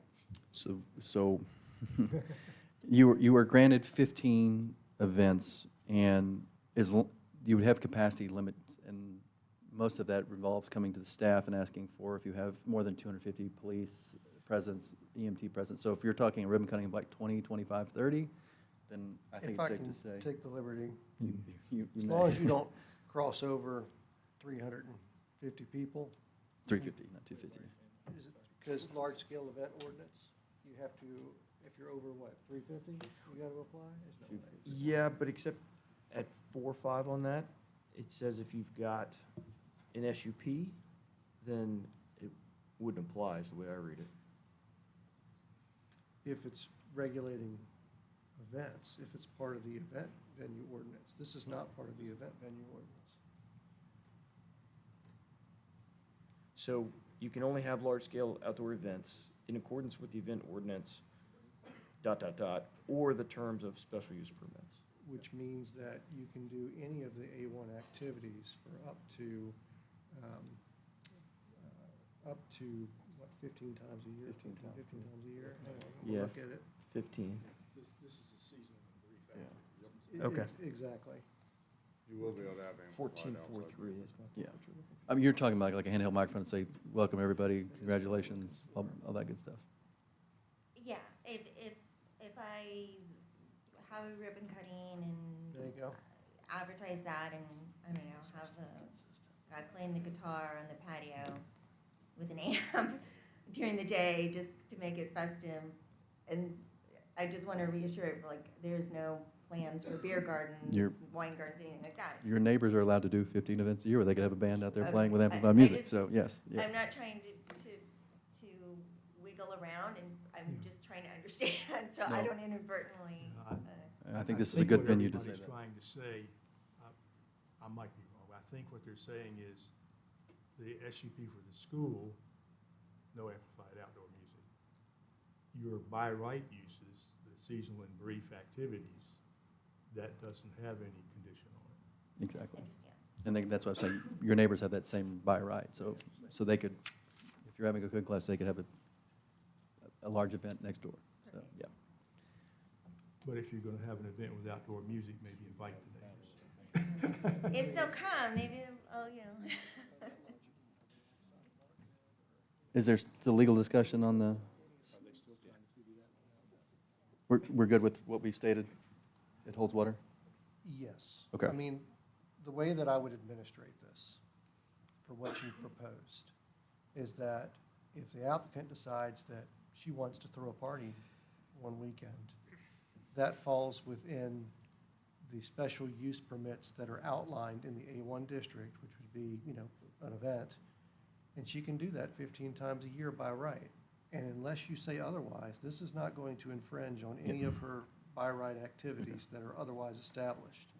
So when I write this permit, I intend to add a provision that says this permit does not infringe the other by right 15. use otherwise established, And for clarity's sake. if you may, or if I may, I'll say it if I'm incorrect, cover me. This has been in place for a long time for weddings, private weddings on farms, and to allow you to have agricultural events on farms. So this has been established for many, many years, right, Mr. Jackson? I mean, It used to be like 270 events a year. Really? So it was, like more than half a year. yeah, so that, I mean, this is, you know, carte blanche for everyone in Madison, so just so everyone's aware on that. But okay, additional comments or questions on the panel before we put this? So in the motion, we're gonna put in no amplified music. And it runs with the outside. applicant? Because you stated there's no, Nothing Got it. I'm aware of. okay. As Well, long this as is, I'm this is good. going, sold, so are you? Yeah, I mean, I guess it'll be a harsh awakening if my And bank if- tells me otherwise, but. If she wants to sell the business that she is invested in, part of the sales contract can be an approval by the board, by the board of supervisors. yeah. And that is contingent upon that. Yep.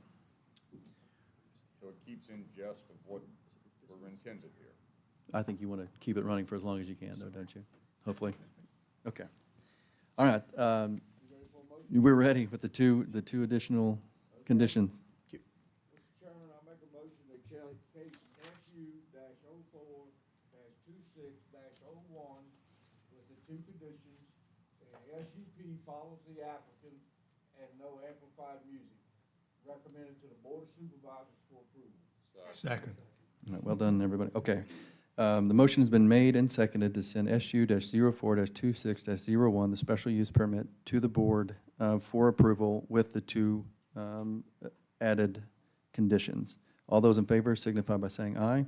Aye. Chairman says aye. Any opposed? Not seeing none. Okay. Question, Cardi, the next one's internal housekeeping. Since we have a large group, do we want to, can we? Oh, we should, okay, there you go, the onus is on me to be quick on this one, folks, so we'll try to get to the definitions as quickly as we can. All right, case number ZOA-06-26-01, definition updates related to R3 and R4 amendments. Staff is proposing amendments to selected definitions within Article 20 of the Madison Zoning County Ordinance that directly relate to the pending R3 amendments and the establishment of the R4 zoning district. The purpose of these updates is to modernize terminology and align key development-related definitions with language commonly used by real estate professionals, planners, and developers in current practice. These revisions are intended to ensure clarity, internal consistency, and a shared understanding of terms and county moves forward with the proposed R3 and R4 framework. This workshop item will focus solely on those definitions necessary to support the proposed zoning amendments, with a broader ordinance-wide definition audit to be considered at a future date. Mr. Nichols. Quick summary. When we were doing our R3 and R4 work, we discovered that there were definitions that we had that were not consistent with the common development vernacular. So the Planning Commission reviewed definitions by recognized sources, Illustrated Book of Development Definitions, American Planning Association, terms from the Building Code, to find terms that both engineers, developers, property owners would all have in common, so that way when we speak about proposals, we're all speaking the same language. So that's what's been proposed here. Action on this one tonight. Anything we need to, you want us to go ahead and review everything, or is it more of a? This is exactly what was. Yeah. This is exactly verbatim what was discussed at the last workshop. So at this point, we're ready to discuss or make motions on Yeah. this? Okay. Yeah. Okay. Did I hear a motion, Pete? Hearing, Oh, yeah, I'm joking. comment? Let me, my bad. You have comment? Oh, yeah, we have one up here before I stop my bad jokes? Okay. All right, seeing no discussion up here, is there any public comment on the specific case? Just this one? Is anyone online, Kimberly? Okay, back up to the panel. Any discussion or a motion on the language? Mr. Chairman, I'd move that case number Zulu Oscar Alpha 062601 definition update related to R3 and R4 amendments be recommended to the board for approval. Second. All right, the motion has been made to send case number ZOA-06-26-01 definition updates related to R3 and R4 amendments to the board for approval. All those in favor signify by saying aye. The chairman says aye. Any opposed? Nay. One nay, Pete? So Elliott, Mr. Elliott, was a nay? Okay. All right, and then upcoming workshop items, we'll let everyone digest that on their own. Is there any general public comment before we go? Again, remember, we're about to go to the board meeting. Any general public comment? All right, seeing none, anything else from staff for the Planning Commission side of this meeting? All right. Is it seconded? Yes. All right, motion's been made and seconded to adjourn the meeting. All those in favor signify by saying aye. Aye. Any opposed? All right.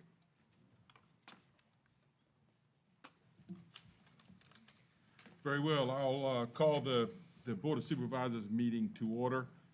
Let the record show that we do have a quorum.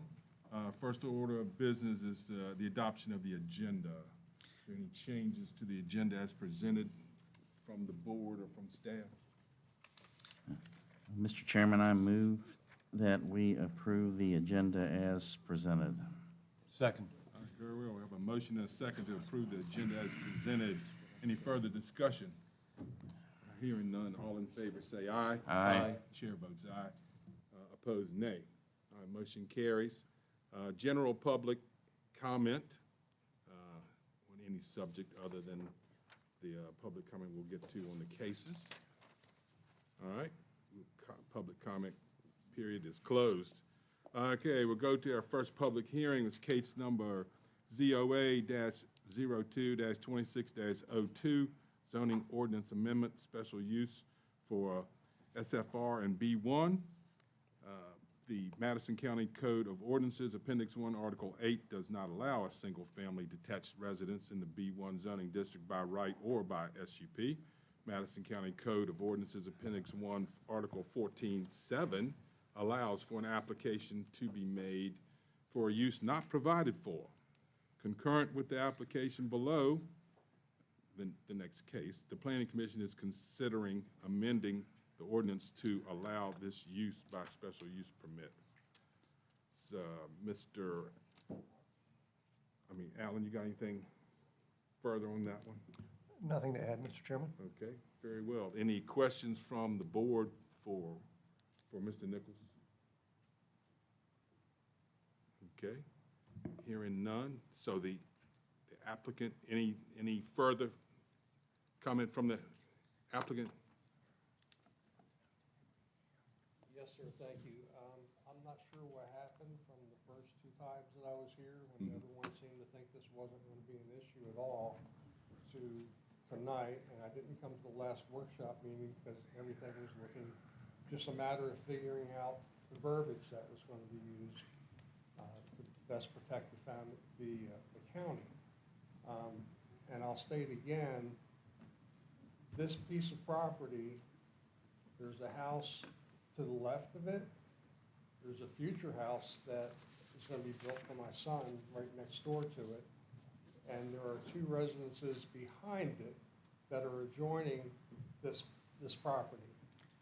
And behind those residences, there are more residences. So I'm just trying to understand why this is such a major, why we can't do this, basically. But that's all I had to say. Yes, Thank sir. you. Thank you. Any further public comment? Okay, seeing none, hearing none, back to the board for further discussion or motion. I'll have a comment, but let somebody Sure. else go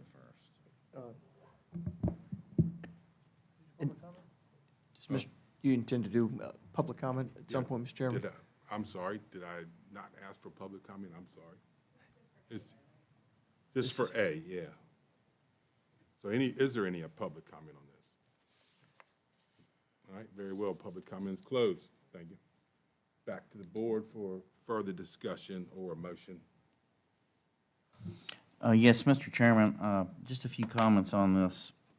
And I sympathize with the applicant's predicament and wishes. However, this proposed amendment to this ordinance, the B1 ordinance, really violates the statement of intent for the B1 ordinance, as far as I'm concerned. And I think that we're running into another situation where we're trying to amend the zoning ordinance for a particular individual or for a particular business, and I think that's unwise to do that, simply because it really can open Pandora's box. We don't know what the long-term negative ramifications would be if this were applied to other properties. And, we just went through that with the R3 ordinance change that we worked out this year. So this is something I think just needs to be left alone at this point in time. Thank you. All right. Yeah, I personally think this is an appropriate change. I think it's kind of going with the times. I think that if it's very close to what was already written. The only thing that we're really changing here is allowing an auxiliary structure to be made into a dwelling. So I don't think it changes it a lot. I think it could be useful in certain circumstances, and I'm for it. Anything further? Yeah, go ahead. Yeah, I think this is why we have special use permits. So we have an applicant that comes in and states his case. There's residential buildings all around it. I've been to this site. It's not a strip mall or a place like that that's gonna be built there on top of that. I understand that it is a business. We've zoned that business. But in this case, in an existing building, the septic's there, water's there, and putting just a two-bedroom apartment in that place is totally reasonable. And it's in line with like somebody that owns a piece of property and wants to do that for their child, their caretaker, their grandparents, whatever. But I think in this area, it doesn't look like a total commercial area, and that's why we have SUPs, to be able to do this. So if somebody else came with an SUP and it was in a strip mall and it doesn't make sense, then I would be for denying it. But in this case, I'm for it. So that's what I'm gonna say. All right. And I think the only thing I have to say is that I agree with Supervisor Jim Jewett's comments. All right. I'll make I'm not trying to argue with my fellow supervisors, because, I don't want to be here all night. But, this is not an SUP. This is a zoning ordinance amendment. And what I can foresee with this, and I articulated this at a previous meeting, is the fact that really this sets a precedence. And if we change the zoning ordinance, and then we approve the SUP for this applicant, I don't know how you could deny any future applicant. They could make the argument that, well, you did it for one person, you really need to do it for me, or it's unfair, or it's discriminatory. And I think we need to stay away from that. When we make changes to our ordinances, we have to be exceptionally careful that we think about the long-term implications. And this is a friendly disagreement, folks. I'm not going to shove you off the edge of the thing there, Mike. I'll get back up. Thank you, Mr. Chairman. Yes, indeed. Well, yeah, in my opinion, staff's analysis shows that while this request would have a minimal immediate impact, the request is, one, inconsistent with the core purpose of a B1 zoning district. Two, does not align with the comprehensive plan's long-term goals for Route 29 corridor. And three, it could create some compatibility issues down the road like noise, traffic, industrial activity, conditions that are normal and expected in a commercial corridor, but not in a residential. So approving a primary residential use in a commercial district would set a precedent, as Supervisor Jewett just said, that weakens the county's ability to preserve business zone land for economic development. For these reasons, the request is not appropriate, in my opinion, with the B1 district, and I support the Planning Commission's recommendation for denial. Now, with that said, I appreciate the applicant's intentions and the limited physical impacts of this particular proposal. But our responsibility as a board is to uphold the integrity of the zoning ordinance and the long-term vision of the comp plan. So for those reasons, I am not in favor of granting this amendment. So is there any further discussion on this from the board? If not, I'd entertain a motion. Well, Mr. Chairman, I move that we deny case number ZOA-02-26-02, zoning ordinance amendment. Very well, we have a motion and a second to deny case ZOA-02-26-02. Any further discussion? Very well. Let's do this by roll call vote in this case. Mr. Snyder? Nay. Mr. Jewett? Yay. Mr. Chairman? Yay. Mr. Buchanan? Nay. And the chair votes yay, so the motion carries to deny this zoning ordinance amendment. Okay, moving on to B, case number SUP-02-26-02. Janine Jensen, uses not provided for single-family residence in B1. Evans Okerson, on behalf of the property owner, Janine Jensen, has applied for a special use permit for a use not provided for to convert a building that is currently being used as a business office into a residence on property identified as Madison County Tax Map 55-24 and further identified as 27 Jack Shop Road. Subject parcel is 3.567 acres per GIS and is zone B1.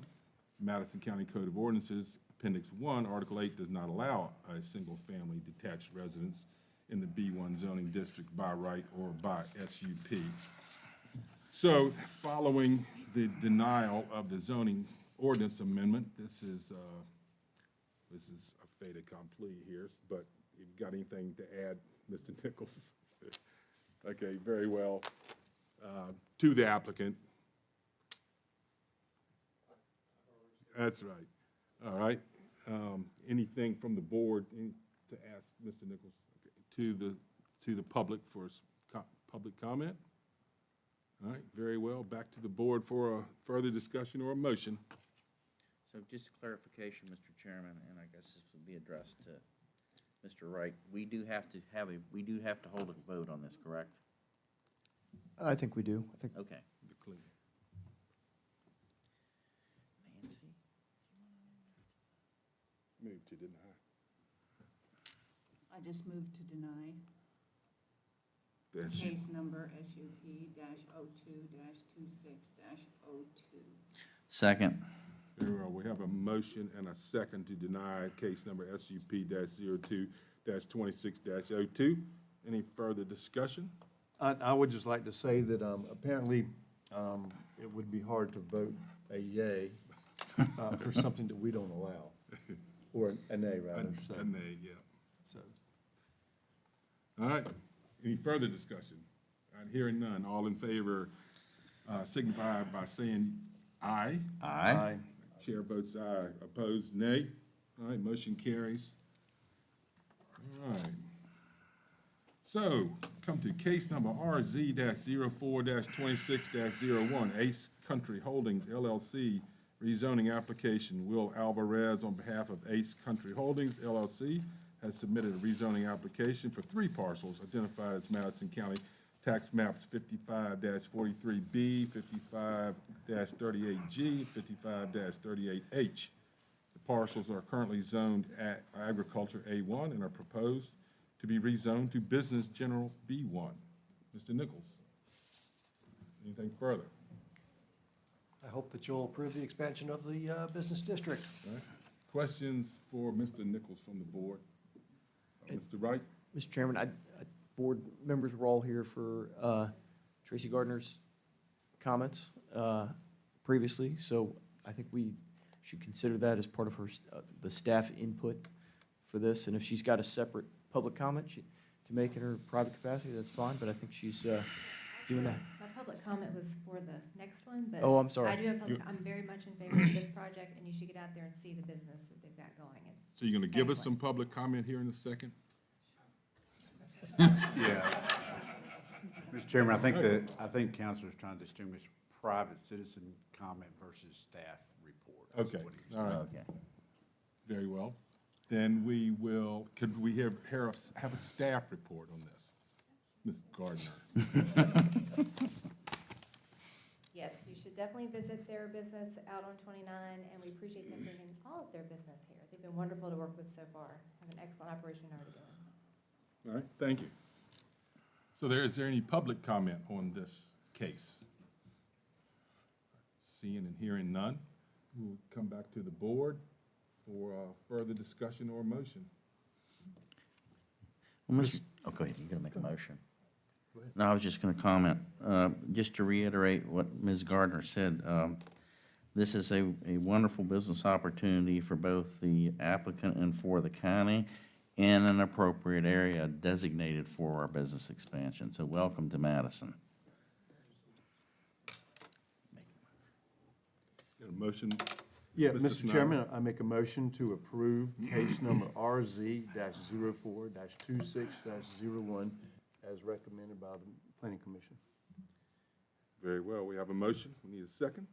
I second it. I have a motion and a second to recommend RZ-04-26-014 approval as recommended by the Planning Commission. Is there any further discussion? All right, hearing none. All in favor signify by saying aye. Aye. Chair votes aye. Opposed, nay. All right, motion carries. Thank you very much.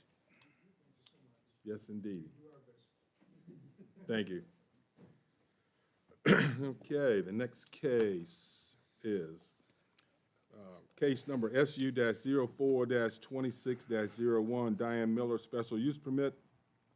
Diane Miller, on behalf of David and Elizabeth Perdue, has submitted an application for a special use permit for 2 parcels identified as Madison County Tax Map 66-5 and 66-5B. The proposed use is a private school in accordance with Madison County Code of Ordinances, Appendix 1, Article 4-2-1 and 3-2-11. The proposed school will offer private cooking classes. In addition, the application proposed use of an existing building as a general store in accordance with Article 3-2-4 and Article 20-87. Mr. Nichols, anything further? Only that the Planning Commission did recommend the conditions that the applicant, or that the application will run with the applicant, so it would not transfer with the sale of the land, and that the additional condition was imposed for no outdoor amplified music, but that does not apply to the seasonal and brief events consistent with by right uses in A1, conducted no more than 15 cumulative days per year. questions from the board that, for Mr. Nichols? No, but I have one for Mr. Wright. And this is a captain, oh, I'm sorry, this is a captain obvious question, but I need to hear it from you. I always like to hear it from my lawyer before I do anything. Liability, you know.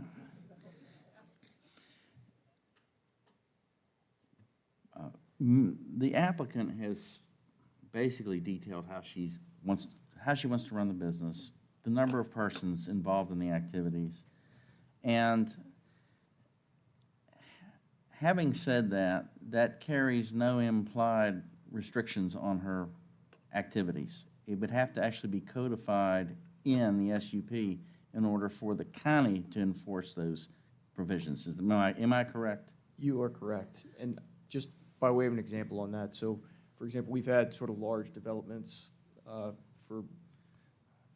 that would have an SUP, and then part of the condition would refer to, this is the map that's going to have the phasing here. And so now, because it's basically incorporated, then it'll be included in that.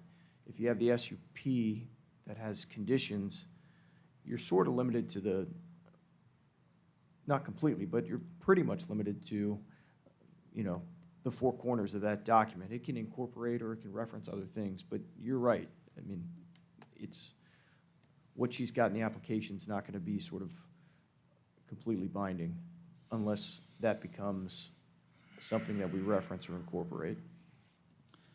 Just so, and the idea being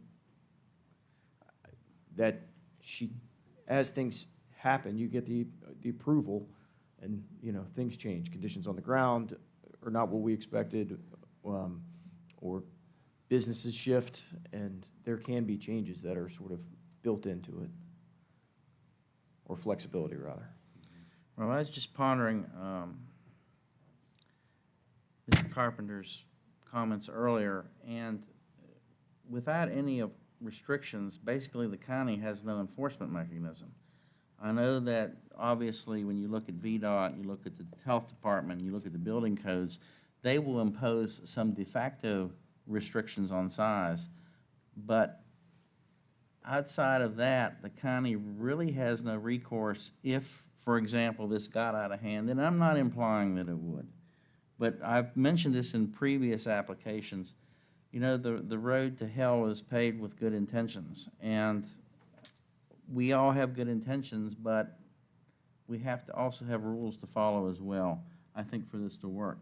And I like that there have been these proposed changes, such as running the SUP with the applicant, the amplified music issue, but I am a little concerned about us not putting on a few more restrictions, and I hate restrictions, and I really support this project. I mean, and I know the property. My son actually looked at buying it a couple of years ago. I've walked the entire property, been in all the buildings, and I live in that part of the county, so it definitely would have some impact on me personally, although that does not factor into my decision. It's what our rules allow. And this is something from an economic development standpoint that does fit into our plans and goals for the county, and I think it's a good project. But again, I'm just a little bit antsy about some of the ambiguity that's in this SUP. And I mean, my recommendation would be that, God forbid you have to go through another workshop, that this go back and looked at in a little bit more detail to make sure that we do put the parameters on here, enforceable parameters that we really intend to do, in which the applicant has stated that that's how she's going to operate. And that's just my opinion, Mr. Chairman, but I do want to bring that up. And if I may, just one follow-up comment and then maybe a question. But so essentially when you're approving an SUP, you've created a new little zoning ordinance for just this piece of property. Mm-hmm. And so it's got to be enforceable the same way legislation is, and you're right that clarity is going to matter. And then, so the question is there anything in particular that you're worried about that you'd like to try to address by a condition? Not in 30 seconds. Understood. Yeah, because we certainly have the right to impose the conditions.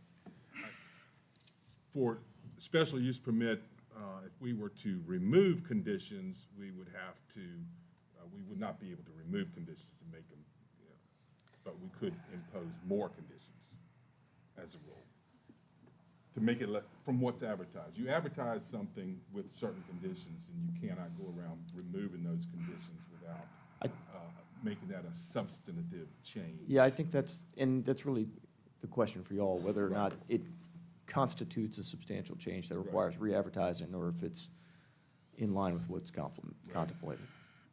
Well, my thoughts on this, so I've learned this a long time ago. Practically speaking, okay, the size of the property will, in and of itself, be self-limiting, because, I mean, any business owner will certainly have their customers in mind, and an unpleasant experience is not a desirable position to be in. So if she were to try to have, 400 people down there for an event in the afternoon, I don't think anybody would have a good time, you know? So that comes into play. But, I mean, this is exactly kind of small-scale, locally owned business that keeps Madison vibrant. And I see this as a complementary business to folks like, like the Meander Inn that's right up the road, along with other venues and wineries. I think somebody said that on the planning commission already, but anyhow, I understand. So who else has something from the board? Just on the lighting aspect, because Madison is a dark sky county, and I would hope that the lighting would be low, down pointing. That being said, I think this is a great idea, and I wholeheartedly support it, and I think that was it that I had on that, so thank you. So would you like to add a condition No, that any lighting be downward? No, I think that was in it already, to be down lighted. I think we already had another workshop. I don't think we need another workshop. We had a workshop tonight. So I think what we've already said, the amendments we're working on, that were approved by the planning commission, is probably where we should stop. How about you, Mr. Jewett? What's your opinion? You would like to see it I really would like to see this. tabled? Well, I like to see the project happen, first of all. I'm not trying to torpedo it, but on the other hand, I honestly couldn't vote yay for it at this point in time. I'd either have to abstain or vote nay. I really think that and it just needs to be a little bit of fine tuning. We don't have to go back and reinvent the wheel, but again, I would feel better making a legislative decision if I knew that it would result in us having an enforcement environment if we needed to do so. Yeah, Mr. Chairman, I agree with, mostly with Jim. I agree with you as well, and I don't know that I wouldn't be all for making an extra condition that downward lighting. I don't know that I wouldn't be against that. But I think I would be against it, tabling it and going towards, this tonight is Planning Commission's third workshop. In all essence, they've had two regular ones, and tonight, in my opinion, was another workshop. So I don't know that we're gonna make any leeway by going to another one. So I'm in favor of moving on with it. All right. Further discussion?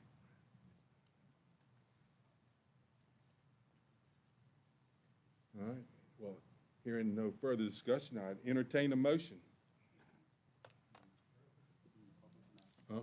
Oh, shoot, did I miss the public again? Well, it's after Jeez. 9 o'clock. Yeah, public comment. Yes, ma'am. Well, let's go to the applicant first. I'm sorry. My stomach was growling.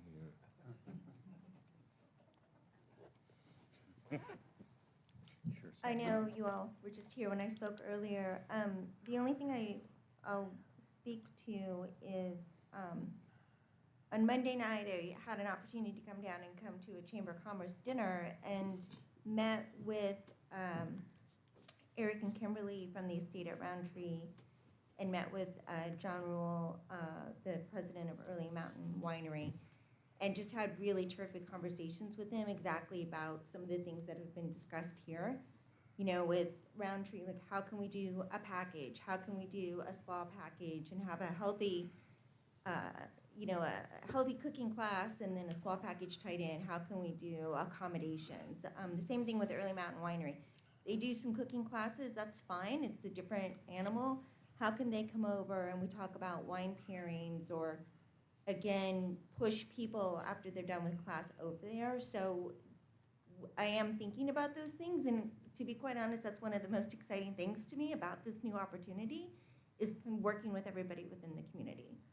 The other thing I'll just say about myself is I completely understand the concerns about something being open-ended, and you're really just kind of going on my word. I have thought about this a lot.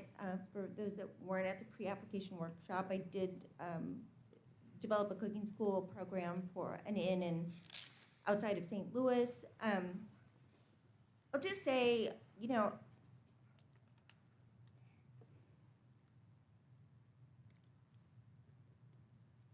someone naturally gets excited and emotional. I'm not upset, sorry. I grew up on a small farm in Missouri. My dad didn't even finish high school.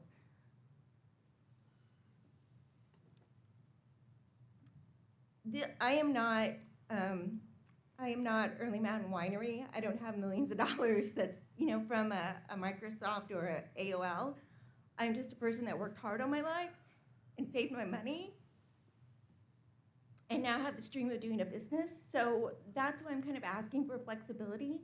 I want to stay within the spirit of everything that I've laid out, but a lot of small businesses fail. And so that's just my ask for you, is that flexibility that I can, within everything I've laid out, within my business plan, that I can make those changes I need.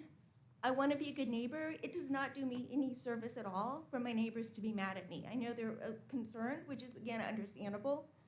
So I just kind of want to, you know, if we need to go back and do that, I'm happy to work on that. But that's just where I'm coming from, trying to be a small business to make this happen, and ask you all to support me in that way. All right, thank you. All right, now to public comment. Any further public comment? Sir, come on up. Chip Quaich, 48 Madison Mills Lane, Madison Mills. I spoke a few minutes ago. I think most of us in the area are very encouraged by the idea of a small business that has a friendly environment, and this has a lot of potential to do that. So don't get me wrong in the things I've been concerned about. What I'm concerned about is the open-ended aspects, and you all have brought it up. There aren't size limits. The downward lighting was brought up, but it was not put into the recommendations. So I have to say, I think you're wrong there. It's not in there. It'd be good if you put it in. It is a dark sky area. We enjoy looking at the dark sky. Ever since Orange put the lights on the football stadium in the 60s, our sky view has been getting worse and worse. So let's not do something right next door to us. But I do think that a number of our members here have expressed concern about, yeah, what would a huge event look like? The reality is, it is a small space. And if the health department knew that you were opening up for 300 people or so, they'd have to rethink what they're doing for a septic system. The contractor described a septic system that is smaller than what the health department made me do for the tenant house we have that's limited to 2 people. Has 1 bathroom, has no dishwasher, no washing machine. So something doesn't quite line up with what we're hearing about what may be required. So I think if you all put a limit, I don't care if it's 100, whatever, in there, it gives them an idea as to what to size for. If they go in sizing for 12 people, because that's all anybody's talking about, we may end up in a real problem where the applicant ends up in financial trouble having to build a whole separate septic system later. Let's make sure she has the right direction. And that means you all need to help her establish those limits and put them out there. Thank you. Thank you, sir. Any further public comment? Staff or public? I will defer to my earlier comments, but just Yeah. for Diane's sake, when she was speaking of Eric and Kim, that was meander that she was talking about, so. Oh, okay, Same page. thank you. All right, so back to the board for further discussion or motion. Question, sir. So when looking at these large-scale events, I looked it up, it was 300 people, is that correct? And we can, as she can do it 5 times a year at a scale of 300, or is it more than that? That was directed at me. I'm looking at you, so yeah, sorry about that. 15 is the number. 15 is on the large scales. By right. Okay. Yes, above that, you need a large-scale event permit. I will defer to answer that question later. Hannah and I read that a little bit differently when we unpacked it, but somewhere in that scope. All right. Anything further? Yeah, I really don't want to go home tonight, so I'm gonna make some more comments. Door might be locked anyway. I think we need to put a size limit on this. And I mean, give it reasonable flexibility. Maybe 50, maybe 60, that's pushing it. But if, I just am not comfortable with an open-ended SUP with size limits. I understand the need for flexibility, but again, if we don't put limits on here, there is nothing from stopping the applicant. And again, I'm not picking on you. I really hope this can go forward. But again, I think to protect the community, protect the neighbors, that this is something that we need to at least consider. And I'm just throwing those numbers out there based upon my knowledge of the property. But that's my last comment. So Jim, would you want to do like 60 in a day per day or something? Is that what you're Or an suggesting? hour? One time. Well, You know, that's where putting limits like that is, you were talking about 12 at one time. Is that 12 at a time, 12 in a day, 12, and a half, whatever? What is that? And then it goes, that sort of stuff goes on and on. and who's counting? Huh? And who's counting? Well, yeah, that too. I but- thought you were gonna count. So, Judge will count. if anybody's got a specific condition they'd like to put on there, then we will entertain it. Otherwise, I'll accept a motion of some sort. And I just want to clarify one thing for Mr. Buchanan. So for this, there would not be a lighting limitation as currently written. We could borrow language from what we do, I think, is it solar site plans we do? Which says lighting should be the minimum necessary for safety and/or security purposes and shall be shielded and downward facing to minimize off-site glare. We could add a condition like that. I'm not suggesting it to you, other than say that's possible language. Y'all are the, sure? I would like that. You want to add a condition that any lighting should be downward-facing lighting? Is that, I'll send it to Mr. Nichols so he's got it. And he can pull it up. I just copied and pasted it, it's about that. so you want to talk the number, or you just want I think we need to have question. Okay. Okay.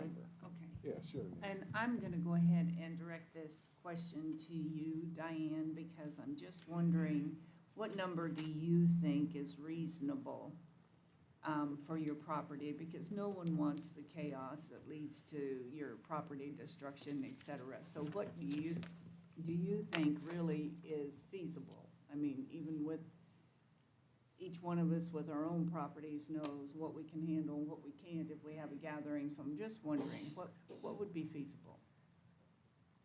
Within reason, do you think if you had one single gathering that would be kind of open to the public, would you say 50's good? Do you think 75? I don't know. Thanks, Kim. She's gonna Just miss bring it bringing to it.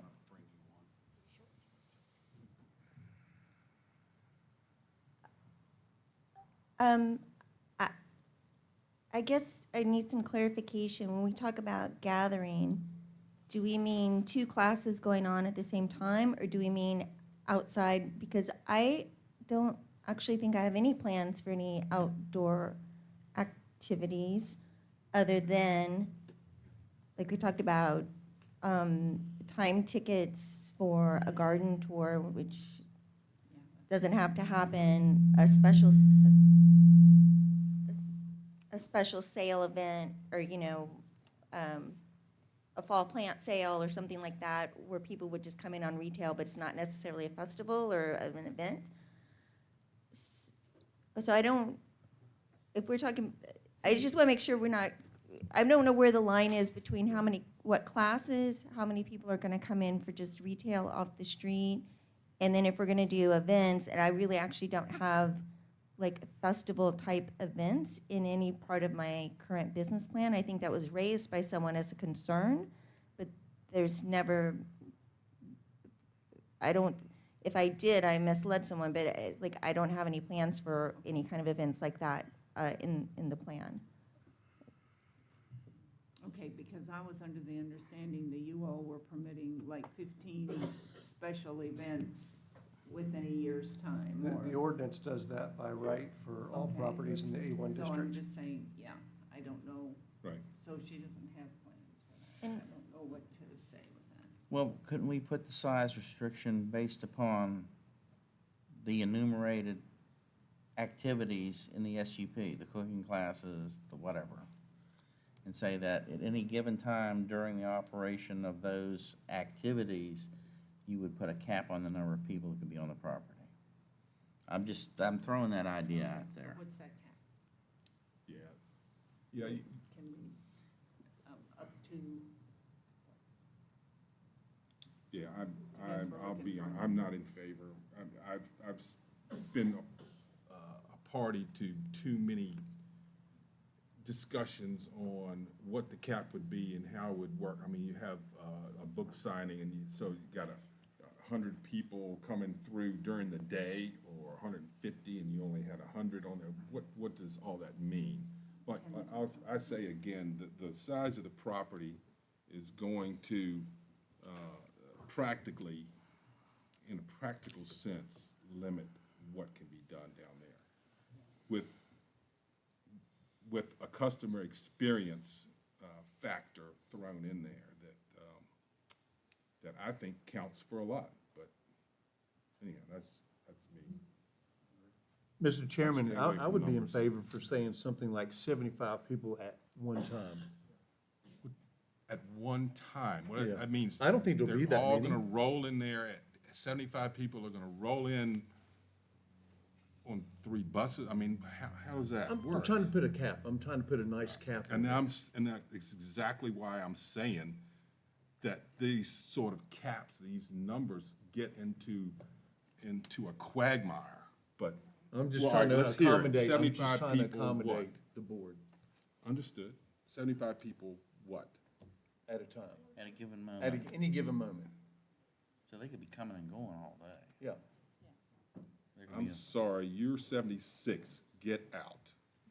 Well, that's And not that was my likely to. comment of who's counting anyway. Exactly. You know, so Well, that's- if, Right. Well, but here's the point. Okay, nobody's gonna count and see if number 76 comes on the property. But let's suppose that now there's 150 on a regular basis, which would be kind of wonderful because business is booming. There's no way for us to say as a county, hey, wait a minute, you gotta back off because we gave you this limit and you are way exceeding it on a consistently regular basis. That's just my argument. And the issue, you run back to what, you hearken back to the seasonal and brief. So that's 15 times that whole thing can be ignored. Okay? So. Further discussion. Good discussion. Oh, yeah. This is always fun. I love this stuff. Okay. Nobody's Got a raised their motion? voices. Get a motion? Okay, Did we agree on the downward facing lighting as a change? oh, good. I just have a Yeah. question on the lighting. Mm-hmm. One, I understand, I love the birds and I want to see the stars. That's great. My only question is, if fire or ADA compliance or something like that comes in to say that I have to have lighting a certain way for people to exit the building, does that supersede? I would say so, Okay. but Mr. Nichols? Right. Think you would be safe on that. Okay.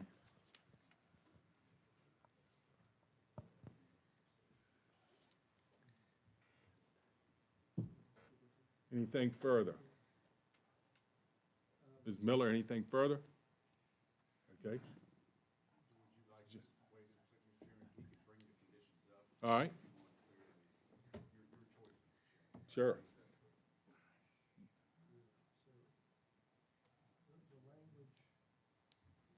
You're gonna send me what you got? Okay.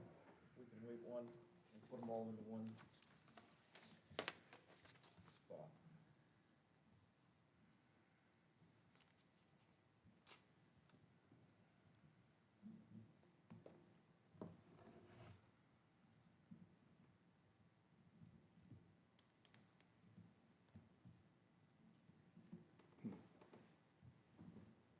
Yeah, we'll read them back. Make sure we're all in agreement.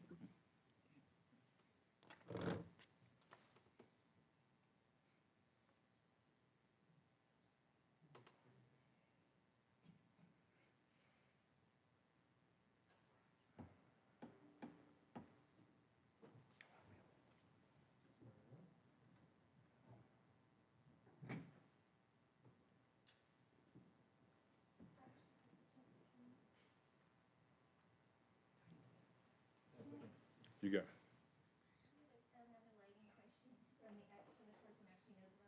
Yeah. Joe, take that mic if Oh, you sorry. would, bud. Dealing with lighting designers, no one likes bright lights, you know, of course. But I think that to limit her to just downward-facing lighting, one, probably wouldn't be the safest way to light paths. So I was wondering if you know, maybe would consider even like low-voltage lighting, like for steps. Any like, maybe she puts sconces on the porches so that does light the porch up on the store, that those be low voltage instead of these. They would all be LED, but you know, set at at the lowest lumen, which is like 27K. So you know, maybe consider that in the ordinance, where that can't be any just white piercing light, but like you know, if you use a good lighting designer, they're not going to have any bright lights. They really just want to see a little bit of light and really no fixture. So I think maybe consider that along with if you have to have some downward facing light, but maybe the restriction should be to low voltage along with you know, so just for safety reasons and protect our liability. Dark sky dude, what do you think? I'm just, I am worried about the dark sky, but I'm also worried about the neighbors shining in. So if we can, as a builder, and you're a great builder, and I'm sure you'll do fine with recommending the right lights, but it's just a concern that I don't want it shining in the neighbors' windows, and I don't want it shining straight up, so, I mean. Speaking for Diane, I don't mean to interrupt you either, but if we were to submit a lighting plan with the permit, with the specific fixtures, and we can do that relatively cheaply for Diane, and with approval with the building permit, I don't know if you would take that in consideration. And Yeah. we could specify every bit of light and even how far it casts, you know, out in all directions. But I'd say that just really to protect her, and because if you are going to have customers there, you know, you get into a liability issue, and you know, you guys can say, yeah, you can only have downward facing lights, but you know, me at my business, area insurance is going to specify that I have certain safety lights at different places, and Well, I know there's. if you don't have that, then you know, you guys can say, yeah, this is approved, and then she can't get insurance, it's no No, good. I don't mean to interrupt you, but I have a lighting person in my family. Yeah. You know, so there are lights that are downward facing that light up footpaths and Sure. other places. So that's all I'm asking to consider. Yeah. You know, so there's plenty of lights out there that downward Yeah, face. and will- there are a ton of lights, but I'm Yeah. just saying, I would hate to see her just restricted to downward-facing lights when there are lights in certain places, like I mentioned, like on the sconces, that would be LED, that would not, it'd be very soft light, but And would hopefully wouldn't protect be her on from all night. liability and not affect her, not affect the neighbor's view of the night sky. I mean, so you have your sconces, but I'm hoping that, I know it's a business, but they would be turned off at night when nobody's there. Right. Sure, yeah, but. I mean, it's not gonna be going on all night. But there's ways to work that, and I'd be fine with a lighting plan. Sure. But I'm not a lighting expert. and I'm Neither just- am I. It's just so you're thinking about it. And Yeah. people are obviously brought that up as a concern. So, number 3 up there, so if we just took out the word downward, shall be shielded to minimize off-site glare. How would that work? How's that? Yeah, because like what Joe was saying, I mean, perhaps it's not specifically downward, but if it was shielded to minimize off-site glare, that's what you're after, right?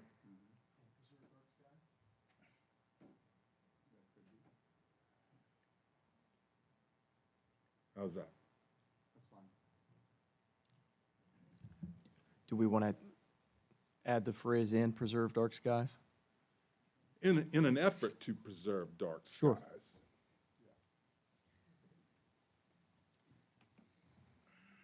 One more?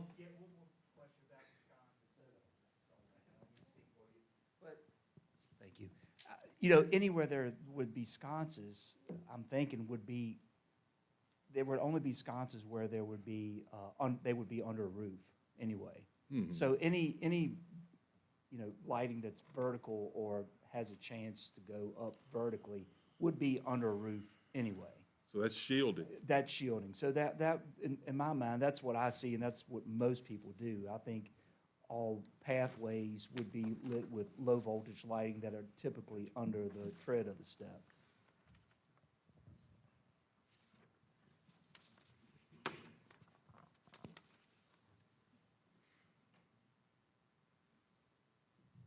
So we're gonna say, This gentleman, Hmm? this gentleman, whether he can public comment. yes, sir. I've been to a number of I've been to a number of venues where they've tried to deal with this, keep from blinding people, keep the lighting down. Lewis Ginter Botanical Gardens is a good one. The Botanical Garden in Northern Virginia, where our one daughter decided to get married, was another. And for ADA and other such compliance, since we had a couple of wheelchair people that came to the one event, a lot of their downward lighting is on posts that are no more than roughly waist high. And so that way, you've got the light down on the path. And so downward isn't necessarily a bad word, but it's a combination of how you shield it. And you just don't want upward light. Right. So that's what I'm saying, too. I mean,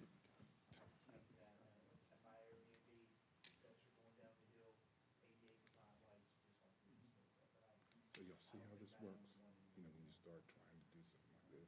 I'm not trying to, I don't want to put lights, I'm just trying to make sure I can be in compliant, you know, whatever state fire. Just give one back.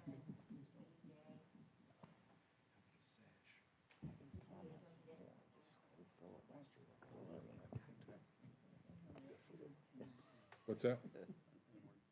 What? We're gonna leave number 3 in there or take it out? And for it to say what? Oh, he did, okay. She'll be shielded to the extent possible to minimize offset glare in an effort to preserve dark skies. Okay, I'm good.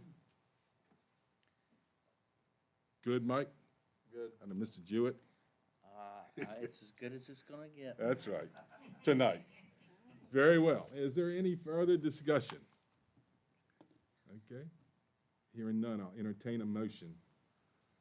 Mr. Chairman, I'd like to make a motion that we approve case number SU 04-26-01 with the following SUP conditions. The special use permit shall run with applicants, not with the land. No outdoor amplified music. This does not apply to seasonal and brief events consistent with the right uses in A1 conducted no more than 15 cumulative days per year. And number 3, lighting shall be the minimum necessary for safety and/or security purposes and shall be shielded to the extent possible to minimize off-site glare and in an effort to preserve dark skies. Second. All right, we have a motion and a second. Is there any further discussion? The first one says, shall run with the applicants, plural. So I did that intentionally because it's Diane Miller in coordination with, I think, the With the property owners. LLC? That's why. Okay, very well. All right. All right. Any further discussion? All right, very well. We'll do a roll call vote. Mr. Snyder? Aye. Mr. Jewett? Nay. Mr. Buchanan? Aye. Ms. Jarman? Aye. Chair votes aye. Motion carries. All right, so we go with case number ZOA-06-26-01, definition update related to R3 and R4 amendments. Staff is proposing amendments to selected definitions within Article 20 of the Madison County zoning ordinance that directly relate to the pending R3 amendments and the establishment of the R4 zoning district. The purpose of these updates is to modernize terminology and align key development-related definitions with language commonly used by real estate professionals, planners, and developers in current practice. These revisions are intended to ensure clarity, internal consistency, and a shared understanding of terms as the county moves forward with the proposed R3 and R4 framework. This workshop item will focus solely on those definitions necessary to support the proposed zoning amendments with a broader ordinance-wide definitional audit to be considered at a future date. Mr. Nichols, anything further? The Planning Commission put a lot of time into Yes. refining the language. They so did, yes. I think it'll be a benefit to us going forward. All right, thank you. Questions for Mr. Nichols from the board? Comment, Mr. Chairman. You got a comment? Yeah, sir? just to thank Mr. Nichols and Mr. Smith. They really spearheaded this effort and got it going through the Planning Commission in an expeditious manner, and I think that the results are excellent. So thank you both and the entire Planning Commission. Anything further from the board? All right, very well. We'll go to public comment on this case. Seeing none, hearing none, we'll close public comment. Back to the board for further discussion or motion.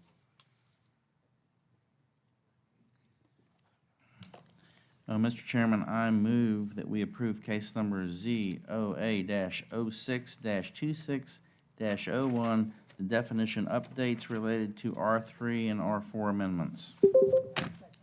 Very well. We have a motion and a second to approve case ZOA-06-26-26-01. Any further discussion? All right, hearing none. All in favor signify by saying aye. Aye. Aye. Chair votes aye. Opposed, nay. Motion carries. Very good. So we have no old business, no new business, no information correspondence. Back to general public comment. Who's, any general? All right. Is this staff? I just feel like I need to say something regarding Janine Jensen. I had not, honestly, I looked at it and I just kind of glazed over thinking it was a no-brainer. I didn't put any thought into it whatsoever, and I do think a lot of our businesses everything is almost individualized. And it's hard for me because I know I have a bias here. I haven't talked to her about this at all. Mm-hmm. But it is kind of hard to sit and watch and know that I didn't say anything. But she has cultivated so many businesses and hundreds of vendors, and it just kind of stinks, that's all. But I get where you guys are coming from as well, but in this instance, it's kind of. Well, what I was remiss in not saying it earlier, but I would like for you, Mr. Nichols, to pass along to Mr. Okerson and Ms. Janine to, I would encourage them to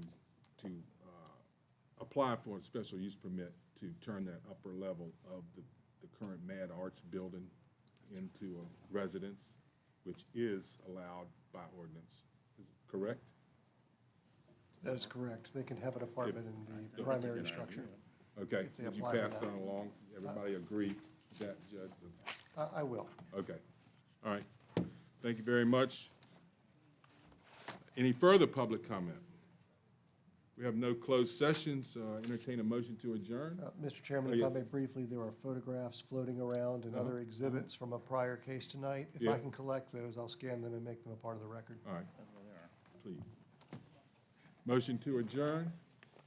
So moved. All right. Second. Second, so we have a motion and a second to adjourn. All in further discussion? Hearing none, all in favor say aye. Aye. Opposed, nay. Thank you, Corey. All That was right. an excellent Looks meeting. like we're already adjourned. I forgot. Huh? People are leaving, we're already adjourned.